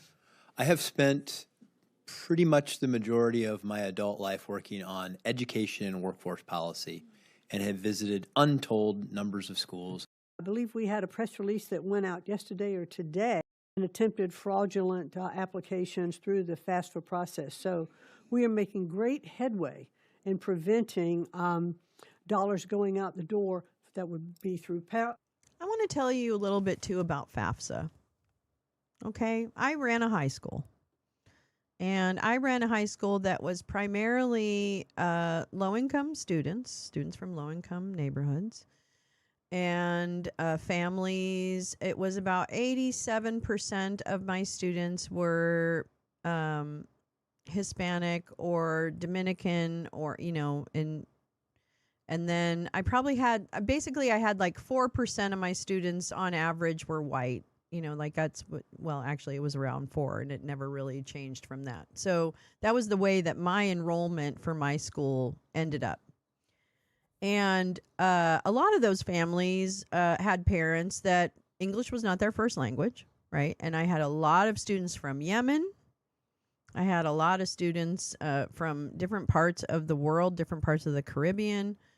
And so English was not their first language. And FAFSA, in and of itself, is a very complicated application for financial aid. It requires a lot of information and stuff like that. And I recall just from watching we had a counselor who was dedicated to the college path and to the post-high school path, basically, because she would do many, many different things with students and provide them with different information. And the FAFSA process was very hard. It was really challenging. And if you were a family who didn't have English-speaking parents, it was really hard sometimes. And yeah, there's some support on FAFSA for other languages, but we know it's not necessarily going to be, as much as support as people need. So when she says that they're identifying a lot of fraud and whatever, what I think she's talking about is the fact that mistakes may have been made, income reported, I just know from knowing that application and myself filling it out when Bobo was going to go to college, that form is just fucking complicated, right? It's just fucking complicated. And so add on to that English, comprehension, add on to that just everything, all the dynamics that happen when you're applying for financial aid. I think everyone can pretty much relate at some level to that. She cannot because she never had to worry about that. But this is a war on poor people. That's what she's doing. It is a war on poor people to say that FAFSA is absolutely fraught with fraud. I would hazard a guess that it might be fraught with some errors. I mean, I'm sure there was errors on mine. I just know that that's the way it happens. But, and I'm sure that she's going after, are you hiding income? Because there's all these billionaires applying for FAFSA. Is that what it is? Is that what you're worried about, Linda? Because it's also middle-class families who may not just be able to afford whatever it is they have to, whatever their child. I had so many parents that I talked to over the years that wanted or that had already eliminated college, or at least any kind of private college, any kind of high, university, all that kind of stuff. They had eliminated that from their minds because they didn't think they could afford it. And they had basically shut that door, and that they weren't going to be able to apply to an NYU or something like that because they couldn't afford it. And so I think there should be a huge education for families about what all of the options are, and that you absolutely get that you have your hand held to really fill that out and really get people the aid that they need. There should be more aid, not less. Or guess what? I guess the university should probably lower their fucking costs. Maybe that's why we have $1.7 trillion in student debt, Linda, is because the universities are greedy motherfuckers. How about that? How about that, Linda? Through Pell or for other applications into college. So this is a really, really big announcement and headway. Thank you, because if you want to trust the funding, you have to trust that the money is being spent properly. And then just Correct. one quick last question. I know that career tech money, adult education money is being sent over.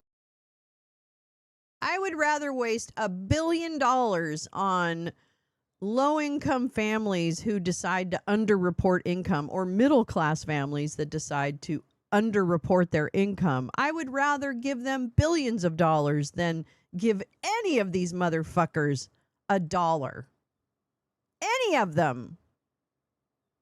Why don't you take the 47% increase that you want to do in the fucking military budget and give that to the families and see what kind of country we become.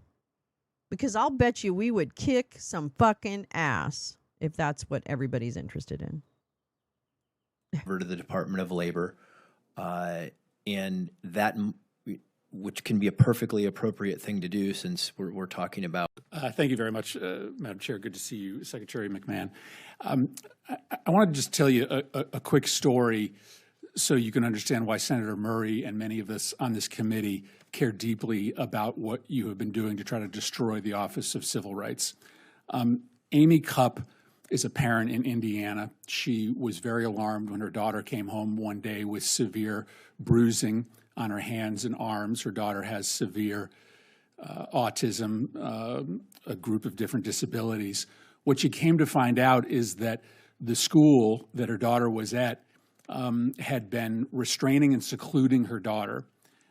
In fact, her daughter spent 23 hours over 29 different times in what the school referred to as the blue room, a padded room in which this girl was thrown in by herself, spent 23 hours in the first just few months of her 6th grade year.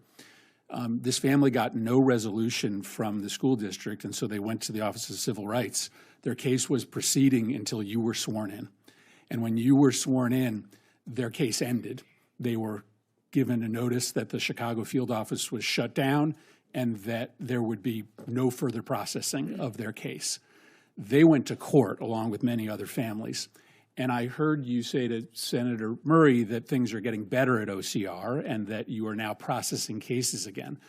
But my understanding is you're doing that not out of your own volition, but because the parents sued you and the court found that you were in gross violation of the law, having fired half the attorneys at the office, having closed down all these field offices that parents rely on. So what was going on in 2025? I mean, why did you decide to shut down these field offices, to illegally fire half the attorneys? I hear you and want to believe you that things are going to get better, but obviously you spent an entire year trying to eliminate the functions of this office. And I'll give you a numerical example. In Connecticut, in your home state, when you came into office, there were 127 pending claims at OCR. Half of them were kids with disabilities who were relying on you to help them. Do you know how many cases got resolved positively for families in Connecticut in 2025? 0. Not a single child got a positive resolution, got help from the Department of Education having filed a disability claim in 2025. That is unacceptable. So I guess tell me why you did that. And am I wrong that the only reason that you're restarting anything at OCR is because the court is telling you have to do it? Oh, you're clearly wrong about that, Senator. We definitely did not shut down the Department of Civil Rights at the Department of Education. Before I got there, and then the RIF happened, I think, a week after I was sworn in. Yep. But the process had been in place to reduce greatly the Department of Education, the number of people there under very stringent budgetary requirements that we were given. And so this was part of a RIF that happened, but we were in the process of looking at how to make sure that our Office of Civil Rights was in fact going to be able to handle cases, trying to make sure that we could get as many of them handled as possible.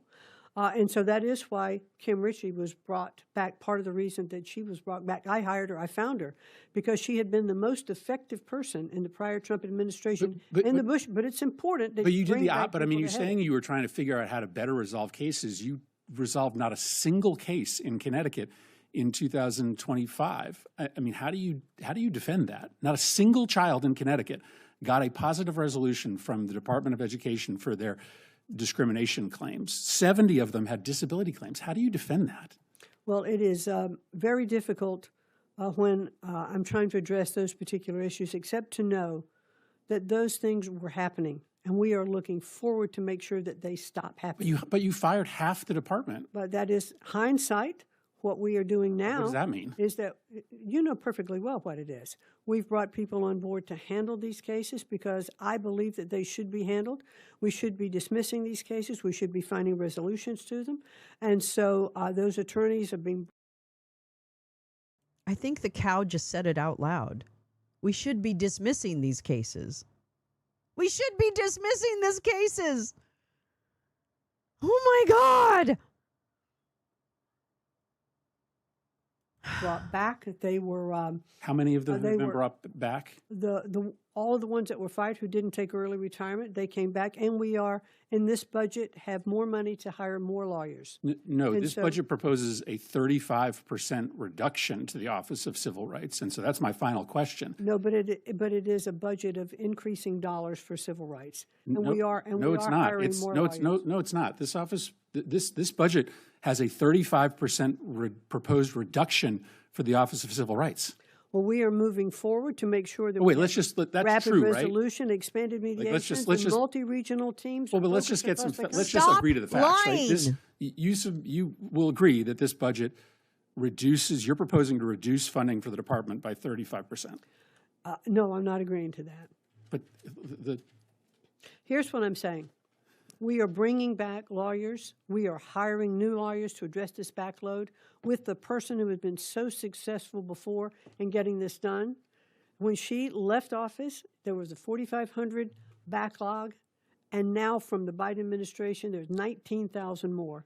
And so we are addressing them for rapid mediation, expanded resolution, and Okay, multi-regional. I looked at the OCR data. Okay, I looked at the OCR data, which I will include in this. The OCR data has the last report is for, let's see, let me make sure I get it right. Is for 2023. Where is it? Shit. Here we go. Okay, can I tell you this?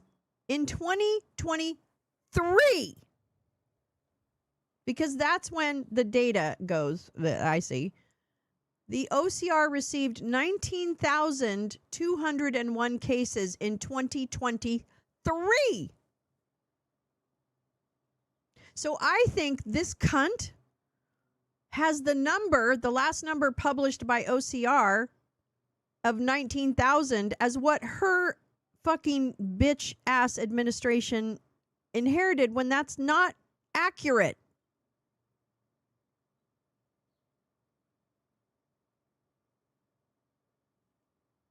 I just, this is such a fucking obvious lie.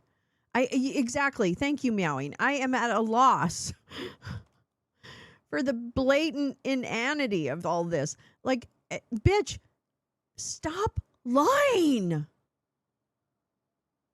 Oh my God, I just want to throat punch her. I really do. I want to go up there and I just want to, right in the throat. Right in the throat. Shut up! Because I'll break your trachea. No, I mean, I wouldn't because I don't want to catch a case. But I can't even believe. I can't believe it. Teams that we've now This is put so back in sad. place. This is so sad. Addressing the issues that happened in the past. I mean, it's like We're- black we're is in- white. It's a we're- 35% cut We're you're proposing. inadequate. We're inadequate. But going forward, I'm going to call us down. Did you want to make one last comment, Senator? Yeah, you are inadequate. Senator Britt.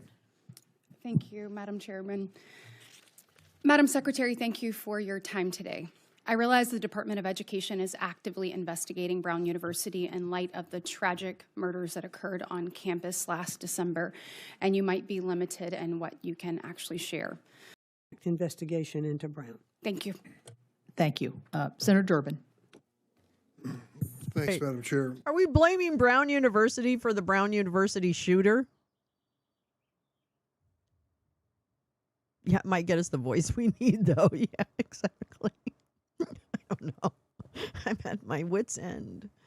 But yeah, I don't. Yeah, so Brown University's, it's their fault. Okay, got it. Thanks, Secretary Linda. McMahon, welcome. Last year, when you appeared before the subcommittee, I gave you a pop quiz. I'm going to give it to you again. What kind of school in America enrolls 8% of American college students, but accounts for 30% of all student loan defaults? For-profit colleges. Correct. You aced the exam. These two numbers tell quite a story. For-profit colleges mislead students into believing they can get certain jobs and salaries if they stick with and graduate. In reality, they charge high tuition rates, provide little, if any, support to students while they're in school, and leave students with a worthless degree. 8% of the students in college, 30% of the student loans, for-profit colleges.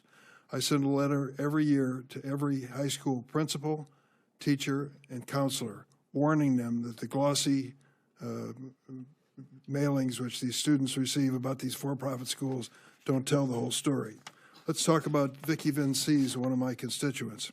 She wanted to be in law enforcement, thank goodness.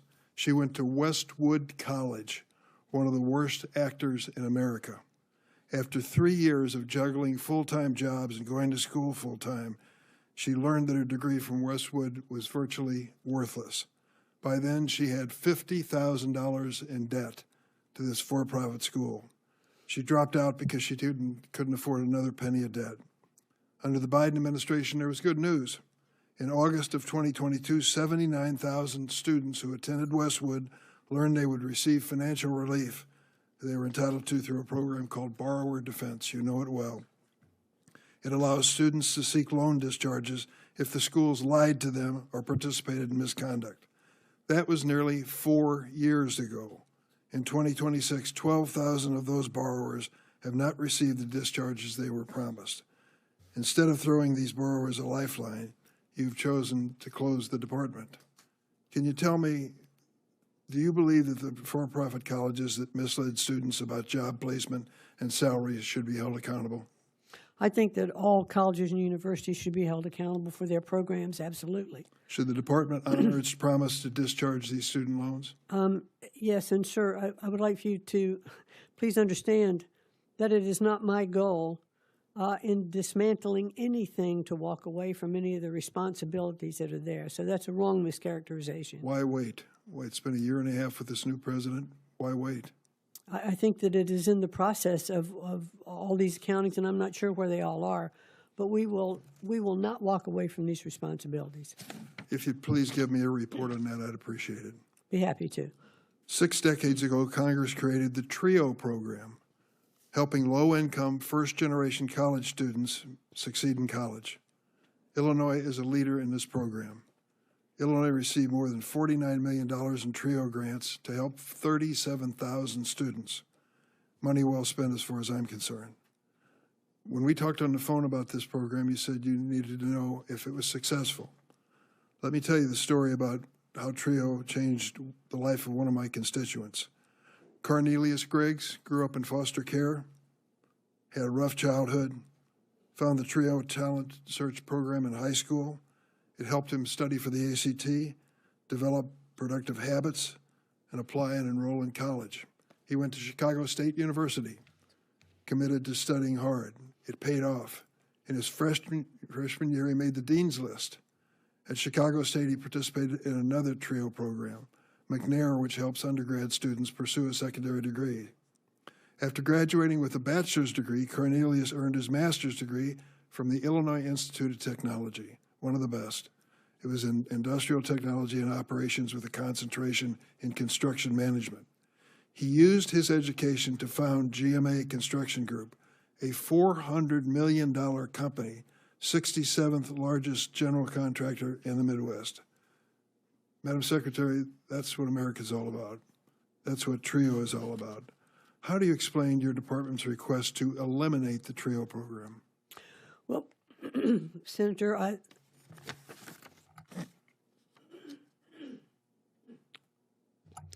excuse me, allergy season is playing havoc with me this morning. We've discussed TRIO quite a bit this morning. You weren't in the room, and so let me repeat some of the things that I've said. I think there are many instances where the TRIO program has been very beneficial, and there are a lot of stories, just like the ones that you recount.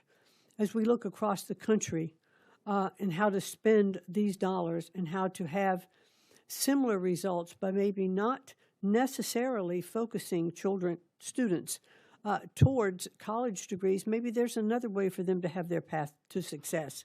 So currently, 2 of the TRIO tranches are being rebid to take a look at what might happen if these students might be focused towards apprenticeships or other programs.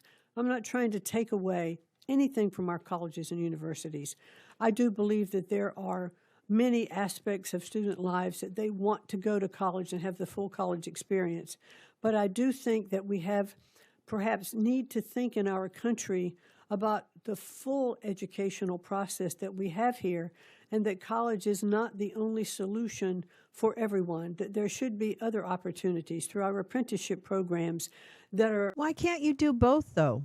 Why can't you have a program that enables students to both access, I mean, because if they can access a university through a TRIO program, they certainly could access apprenticeships and other programs. So, Linda, your lie is really obvious. You don't want people educated. You're afraid of educated people because you know what's going to happen is they're going to rise up and put you on a wall. And you don't want to be on a wall. And maybe you don't realize that that's how this ends, but it is how it ends. You end up on a wall, either literally or figuratively, Linda. You're with Nazis now. So why can't it? Why do you have to take out the college component of a TRIO program, even though you've eliminated the entire program? Why don't you adapt TRIO to include more choices? I don't know. That would be great. I would have loved to have more resources in the community to tell me how to direct kids who do want to go into a trade, or to even expose kids to trades so that they can understand, oh, maybe that's something I want to do. Like, I would have loved that. I would have done that. But you've got 2 issues against you when it comes to being a school administrator. You've got funding and you've got time. And because your time has to be spent making sure that kids can pass the tests, the standardized tests that don't make any sense, because you are beholden to passing those tests, then that's what you focus on. And you have you have a certain number of minutes of instruction that you need to achieve. So guess what, kids? We can't keep kids there 12 hours a day. They're not ready for that. No one is. And guess what? Even in the 6 or 7 hours that I might have their attention, I don't have their attention. They're tired. They're hungry. They're distracted. They're fighting. They're sleeping, mostly. You know? So, excuse me, you lady don't know what it is to be in a school, to talk with students, to do any of that. Clearly. Because you don't know what the problems are in a day. I tried to bring in a program through Amazon to teach kids the basics of like IT support and IT, like internet, like all this kind of like, so that they could literally walk out of high school, and if they wanted to go work in a call center or a support center or be a software support person or whatever, like get into an entry-level job in a technology company, then they could do that. Then they would have a certification. Not only would they have their high school diploma, they would have a fucking little certificate that they could use to actually get a job. But I couldn't get the time to do that. My math teachers wanted to help me, but they didn't have time to integrate that into their curriculum because we had to focus on passing these goddamn tests 2 times a year. And I'm all for accountability. Don't get me wrong. I want data and I want to know that what I'm doing is making a difference. And I think there are different ways to do that. I think I would have had much more success with students if I were able to offer more like vocationally focused type programming. I think that would have been awesome. Because then kids maybe they discover sound engineering and they decide, oh my God, I want to be a sound engineer, or they are working as an apprentice in a boat building. There's a boat building school, I think, near, New York. So, I would be totally down for that. I would totally be down for that. But that's not the reality of what it is to be a modern day school administrator teacher. That's just not what it is. That's not how it works. So if you want to really, truly transform education, I would restructure the day. And I would think, and I would involve pedagogues, to talk about how people learn. And I would involve more social workers to talk about the social emotional components of each grade level. I would do that. I would increase my counseling staff so that students had access to really amazing wraparound services to help parents who are working double jobs, who can't come to a school open house. Right? That's the reality for parents that I was working with. They didn't have time. They didn't have time. So, I don't know. It's like this bitch doesn't know anything about education. Zero. Like less than. Balanced by both the private and public sector. I think there are a lot of Give me TRIO a fucking programs that are break. being beneficial.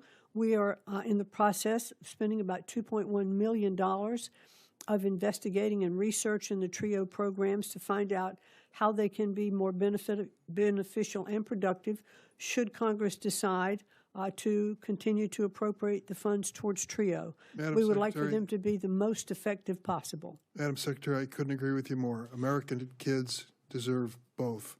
Please keep TRIO alive. We need it. Thank you. Senator Round.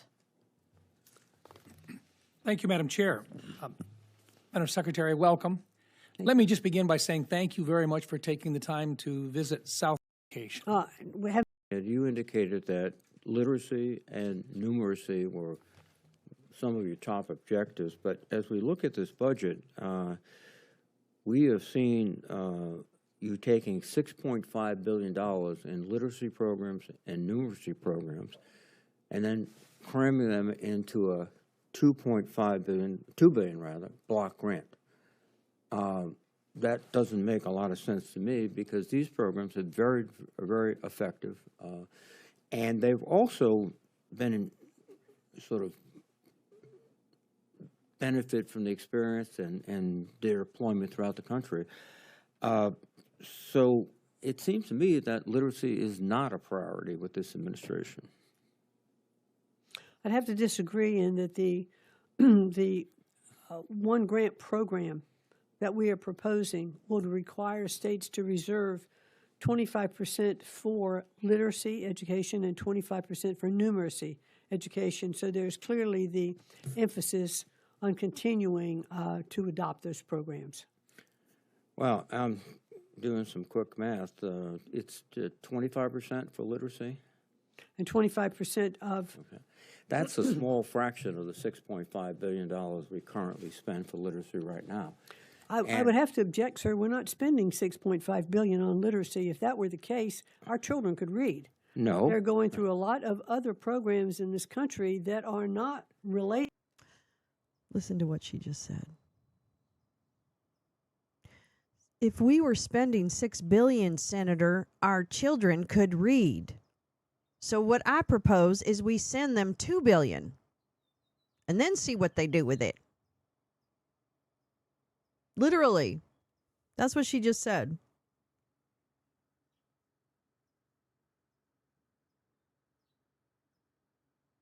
I think they're not doing, if we spent that money, we would read. So we'll send less. Gotcha. Make that happen. To reading and doing math. Well, I mean, I think that if you look at places like Mississippi, Tennessee... No, you should say that's a ridiculous statement. ...center in my home state, they benefited from these programs. All the programs that I mentioned, and they all are involved with literacy and numeracy.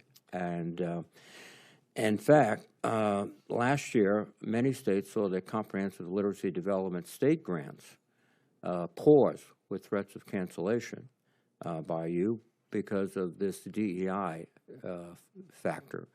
And again, that counters the idea that we have to get all in on literacy, which I believe we do. I mean, it's almost like the Defense Department coming up and say we have to build more ships by cutting our shipbuilding. You and I just have to disagree. on the program and what is put forth at states innovation. Mississippi, Louisiana, Florida, Texas, Tennessee, Idaho, Iowa, that are adopting programs. They've for the used return all to these grants, literacy. Madam Secretary. They have used some of it, yes, but the Well- primary dollars came from them, and they will still get this money. Because the grants that come into their state, their governors will then decide how to spend that money. It'll be less money, just do the math. Well, it will be less money, but the governors will determine how to spend the preponderance of that money that comes into their state, and they're still going to have their own budgets of 90 to 93% of what they are funding on Right, their own. and that budget will be affected dramatically by the big, beautiful bill. In my home state of Rhode Island, we are scheduled to lose $200 million of Medicaid funding over the year 2027, but we do a budget that goes from July 1st to June 30th. And last year, I believe about $30 million It's okay, was Val. given It kinda to the school emanates. systems to take care of Medicaid-eligible children. That's one of the areas that's going to possibly be cut or diminished. And so we are facing with this budget really difficult challenges. And when you cut this much money from literacy, you undermine the efforts and the achievements that are accomplished so far. And I don't think it's a matter of disagreeing. I think it's a matter of very poor policy. I just saw a thing come up as a headline that UAE has left OPEC. Is that true? Is that true? I don't even know. That's it. We're done. We're leaving OPEC. Hold on.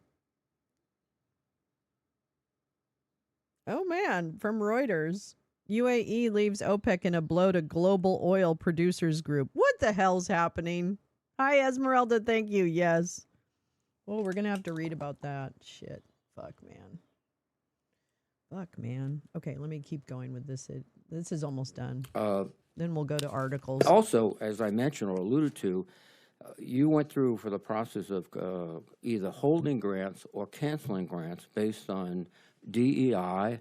Also, I think in Hispanic serving institutions, and none of that has been clarified by a court as to what is an appropriate rationale to stop funding. Since we authorized the funding, we appropriated the funding, and I used to think that that meant you had to spend the funding. So which one are you referring to specifically? Well, I'm referring to a host of different grants that you stopped, that you took months to decide to put into the field to release to the states. And that was a conscious effort. It was all about DEI. And some of the recipients finally sort of rearranged the wording in their application so that you gave it. But that was an arbitrary decision. That was at a time last year when we were reviewing. This was very early on administration. We reviewed all of the outstanding grants to make sure that they weren't just being rubber stamped as they had been before. There was DEI language that was with this administration that is against the statutes that we've put in place. And so, however, No, it's not a statute. But when you talk about HIS, No. that was actually, those programs have been ruled unconstitutional by the Department of Justice, and so we won't be funding those. Can you send us the statutory language that requires these grants to satisfy DEI test? Be happy to work with you to get information to you. Can you just give us the language? Obviously, you looked at it. Thank you. Thank you. I'm going to go to Senator Baldwin for a final question, then I'll have a final question. Thank you. So I've been listening with interest about the exchange on literacy and others. And my early round questions were really about the role of the Department of Education and my strong concerns about an effort to eliminate the Department of Education. I think there's common misconceptions about why we have a Department of Education. In K through 12 education, it provides a relatively small but very important part of funding for our... Okay. I'm sorry. Tammy, I love you. And yes, it is a very important part of funding. But right now, We know this. And you're probably going to make a speech that's really like grand and really meaningful to you and maybe to us, but it's not going to be meaningful to her. And you're not going to educate us necessarily. No offense, Tammy. Tammy, Tammy, Tammy's in love. Do do do do do do do do do. Tammy, Tammy, Tammy's in love. Let's get rid of this bitch. Bitch. Linda. Linda, go away. Go away, Linda. Go away. Thank you very much. All right, now I got to make this bigger, and I got to make it smaller, and I got to make this bigger. And that's not it. Anyways. Okay, let me do this. Move this. Let me move this. Why are you moving? Dang it. Dang it. Ah, there we are. Ah, that's it. That's it. There we go. That's a little better. Oh dear, no it's not. Oh my God. Y'all. Functioning. It's a thing. Okay. Let me make this like this. Let me make it like that. Okay. Hi TV2. How you doing? How you doing, friend? How you doing, friend? Oh man, why is this not like centered like I want it to be? Right. Okay, sorry. All right. Anyway, thank you, Teresa, for tagging me in this. Really good to see you, TV2.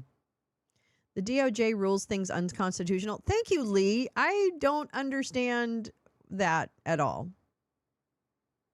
The DOJ ruled it unconstitutional? What is that? What are they? Now they're the Supreme Court? I didn't know that. I'm going to like this and I'm going to repost it. UAE leaves OPEC in global... Whoa. Okay. All right, here we go. Walking down the street. I get the funniest looks from everyone I meet. Hey, he's a Lolo. All right, UAE leaves OPEC and blow to global oil producers group. What? Girl? We're out of here. UAE energy minister says exit is a strategic move, suggests that, actually, this is like not very good. Oh man, I'm just like not really technically savvy today. Thanks, everybody. Thanks. Thank y'all. Okay. Gulf leaders meet to discuss Iran war impact. Suggests departure can help meet global energy demands. Ooh, ouch. The UAE on Tuesday said it was quitting OPEC, dealing a blow to the oil producers group as an unprecedented energy crisis caused by Trump exposes discord among Gulf nations. The exit of the UAE, one of the group's biggest producers, weakens OPEC's control over global oil supplies and widens a rift between the UAE and its neighbor, oh shit, Saudi Arabia, effectively the leader of OPEC. Oh boy, you wanted a new hot spot in the Middle East? Bitch, I got it. Fuck. God damn it. It could also free the UAE to increase output once exports via the Gulf resume, as it would no longer be governed by OPEC quotas. In his first public comment since the announcement, UAE Energy Minister Suhail Mohammed Al-Mazari told Reuters in a telephone interview that the decision was taken after examining the country's energy strategies. He said the UAE had not discussed the issue with any other country. This is a policy decision. It has been done after a careful look at the current and future policies related to level of production, Mazari said. UAE will leave on May 1st. That's it. They already packed their bags, bitch. Their bags are packed. They're signing off. He also said the world would demand more energy, implying the UAE would be positioned to meet that need. Oh, great. Oil prices on international markets trimmed gains on Tuesday following the UAE's announcement it would leave OPEC on May 1st, and OPEC Plus, which brings together OPEC and allied producers. Mazrei said he did not expect much immediate market impact from the news because of constraints in the Strait of Hormuz. OPEC Gulf producers have been struggling to ship exports through the strait, a choke point between Iran and Oman, through which a fifth of the world's crude oil and liquefied natural gas normally passes because of Iranian threats and attacks against vessels. But we let a Russian yacht go through yesterday. Okay, that's fine. As Gulf supplies have become stuck, the International Energy Agency said OPEC Plus's share of global oil output fell to 44% in March from about 48% in February.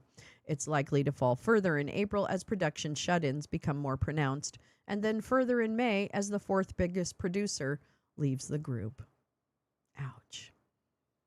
And there they are, boats in the Strait of Hormuz. Yeah. The UAE's exit represents a win for U.S. President Dump, who in 2018 addressed to the UN General Assembly accused the organization of ripping off the rest of the world by inflating oil prices. That's my job. Trump has also linked U.S. military support for the Gulf with oil prices, saying that while the U.S. defends OPEC members, they exploit this by imposing high oil prices. That's something I need to do. Analysts said it was also positive for consumers and the broader economy. This opens the door for the UAE to gain global market share when the geopolitical situation normalizes, said Monica Malik, chief economist at ADCB. Jorge Leon, analyst at Rystad, noted the UAE's significance as one of the few members of OPEC, apart from Saudi Arabia, with spare production capacity that allows it to add extra oil to the market. Outside the group, the UAE would have both the incentive and the ability to increase production, raising broader questions about the sustainability of Saudi Arabia's role as the market's central stabilizer, he said. Once firm allies, Abu Dhabi and Riyadh have developed a simmering rivalry, clashing on issues from oil policy and regional geopolitics to the race for foreign talent and capital. The UAE is a regional business and financial hub of one of Washington's most important allies. It has pursued an assertive foreign policy and carved its own sphere of influence across the Middle East and Africa. Especially after coming under attack during the Iran war, the UAE has strengthened its relationships with the United States and Israel, with which it opened ties in the 2020 Abraham Accords. It views the relationship with Israel as a lever for regional influence and a unique channel to Washington. Some Gulf leaders, meanwhile, met in person on Tuesday in Saudi Arabia, a summit that a Gulf official said aimed to craft a response to the thousands of Iranian missile and drone strikes their nations have faced since the U.S. and Israel launched their war on Iran in late February. Oh, ouch. Ouch. Ouchie McGouchie. I'm going to do some reading about the civil rights. I sent you this. This is the woman that apparently is really awesome. And she's not. Yeah, this one, this from yesterday. Russian super yacht crosses the blockaded Strait of Hormuz. Oh my God. Oh my God. Oh wow, that's a nice one. The Nord. Oh, I'd hate to clean that. Jesus Christ. How long is it? 465 feet. That's a fucking big boat. That's a big boat. Linked Alexei Mordashov. That's right. I am on my 465-foot super yacht. Nord. That's wonderful. My name is Alexei. In Hong Kong. Oh, okay. So it was in Hong Kong 3-4 years ago. Okay, whatever. A super yacht linked to sanctioned Russian billionaire Alexei Mordashov sailed through the Strait of Hormuz on Saturday. Bye, bitches! Shipping data showed. One of the very few vessels to transit the blockaded shipping lane at the heart of the U.S.-Iran conflict. How'd we let that one through? Nord, a 142-meter yacht worth over $500 million, left to Dubai Marina around 2 p.m. on Friday, crossed the strait on Saturday morning and arrived in Muscat early on Sunday, according to data on the marine traffic platform. Right. It's not clear how the multi-deck pleasure vessel gained permission to use the route. Since February, Iran has severely restricted traffic through the strait, which typically handles around 1/5 of the world's oil supply. A representative of steel magnate Mordashov declined to comment on Monday. Just a few, mainly merchant vessels, have been passing daily through the crucial waterway at the entrance to the Gulf of as Washington and Tehran maintain a something. We got tired. We couldn't think of the word. This represents a fraction of the average 125 to 140 daily passages. Okay, that's fine. In a countermeasure, U.S. has imposed a blockade of Iranian ports. Russia and Iran are longstanding allies and have become closer in recent years, including via a 2025 treaty that strengthened intelligence and security cooperation. Iranian Foreign Minister Abbas Araghchi arrived in Russia to meet President Vladimir Putin on Monday after discussions with mediators in Pakistan and Oman over the weekend. So interesting because we didn't stop that boat from going to an Iranian port either or crossing the strait. Why didn't we stop the Russian boat? Who else is friends with Putin? Are we friends with Putin? I don't know. I think we might be. But shipping data and Russian corporate records from 2025 show the vessel was registered to a Russian firm owned by his wife in 2022. Well, then he can't possibly be in trouble. It's his wife's fault. This firm is registered in the Russian town of Cherepovets, where Mordashov steelmaker Severstal is also registered. Mordashov was among a number of Russians sanctioned by the U.S. and European Union after Russia's invasion of Ukraine for their links to Putin. Well, it's not helping very much because he can afford to put gas in that fucking boat. Okay? I guess the sanctions aren't hurting that badly. Or did he bring the small boat this time? Excuse me? Excuse me? Yeah, I love saying Yevgeny Prigozhin. Prigozhin. Yeah, what? I think I have this. Oh, wait, don't I have? Oh, I don't have access to this. I thought I had this. There was a gift thing, I thought. Dag nabbit. Okay, wait, hold on. I'm not giving up. I thought I had an access. I thought this was a gift article. I thought this was a gift article. I didn't know. I didn't know.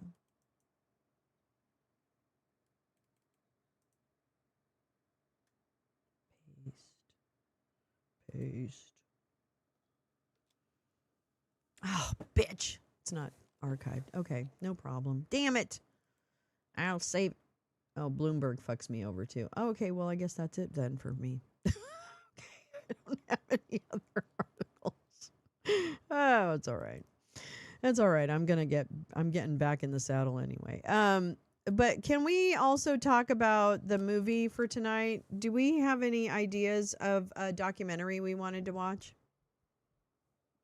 I can't recall if we discussed one. Stoned, going to see my picture on the cover. Yes! Oh my God, I love that song. TV2. I dig it. I dig it. Gonna see my picture on the cover. Roll. I can't now. Now I can't remember. That was a sanctioned Russian yacht at that. Yeah, a sanctioned Russian yacht. So why is that? What is going on here? Wait a minute. Good point, Teresa. If it's sanctioned, why aren't we taking it? Oh, Frontline has a couple of new ones. Oh, that's true. Yeah, I could pick something up. Well, if no one has any ideas, that's no problem because I will just find one that we've talked about or something like that. I just thought if something was top of mind, then we could do it. But yeah, that's a great idea. That's my go-to. But do join us 6 p.m. Pacific, 9 p.m. Eastern, everything in between and outside of that on Discord. So watch my socials later on for announcement about the movie.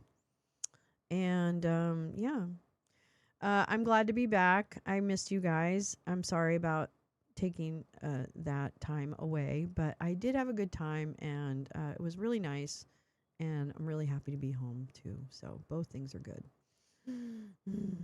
All right. Well, thank you for coming today. Sorry it was a ranty day, but I guess all of them are kind of ranty. I don't think there's any lack of rant, unfortunately. All right. Yeah, I did. I had a good time. Friends are good. Friends are so good. It's really nice to have friends. It's gotta have friends. I love you so. Oh, wait, that's a different song. Oh, you gotta have friends. We loves you. I loves you too. I left you too. I left you too, TV2. Anyway, it's really nice to be back with you all. That really has been a nice morning, so I really appreciate it. All right, I will see you tonight in the Discordios, and I will see you tomorrow morning for Wake and Bake. I don't think Petey Pig's... Oh, wait, maybe Petey Pig's Breath is tomorrow. He's on the 29th. Oh, yeah, that's tomorrow. Okay, Petey Pig's Breath tomorrow morning. Woo-woo! All right, I'll see you later. Have a wonderful Tuesday if I don't see you, and hopefully I will see you here tonight or tomorrow morning. Goodbye.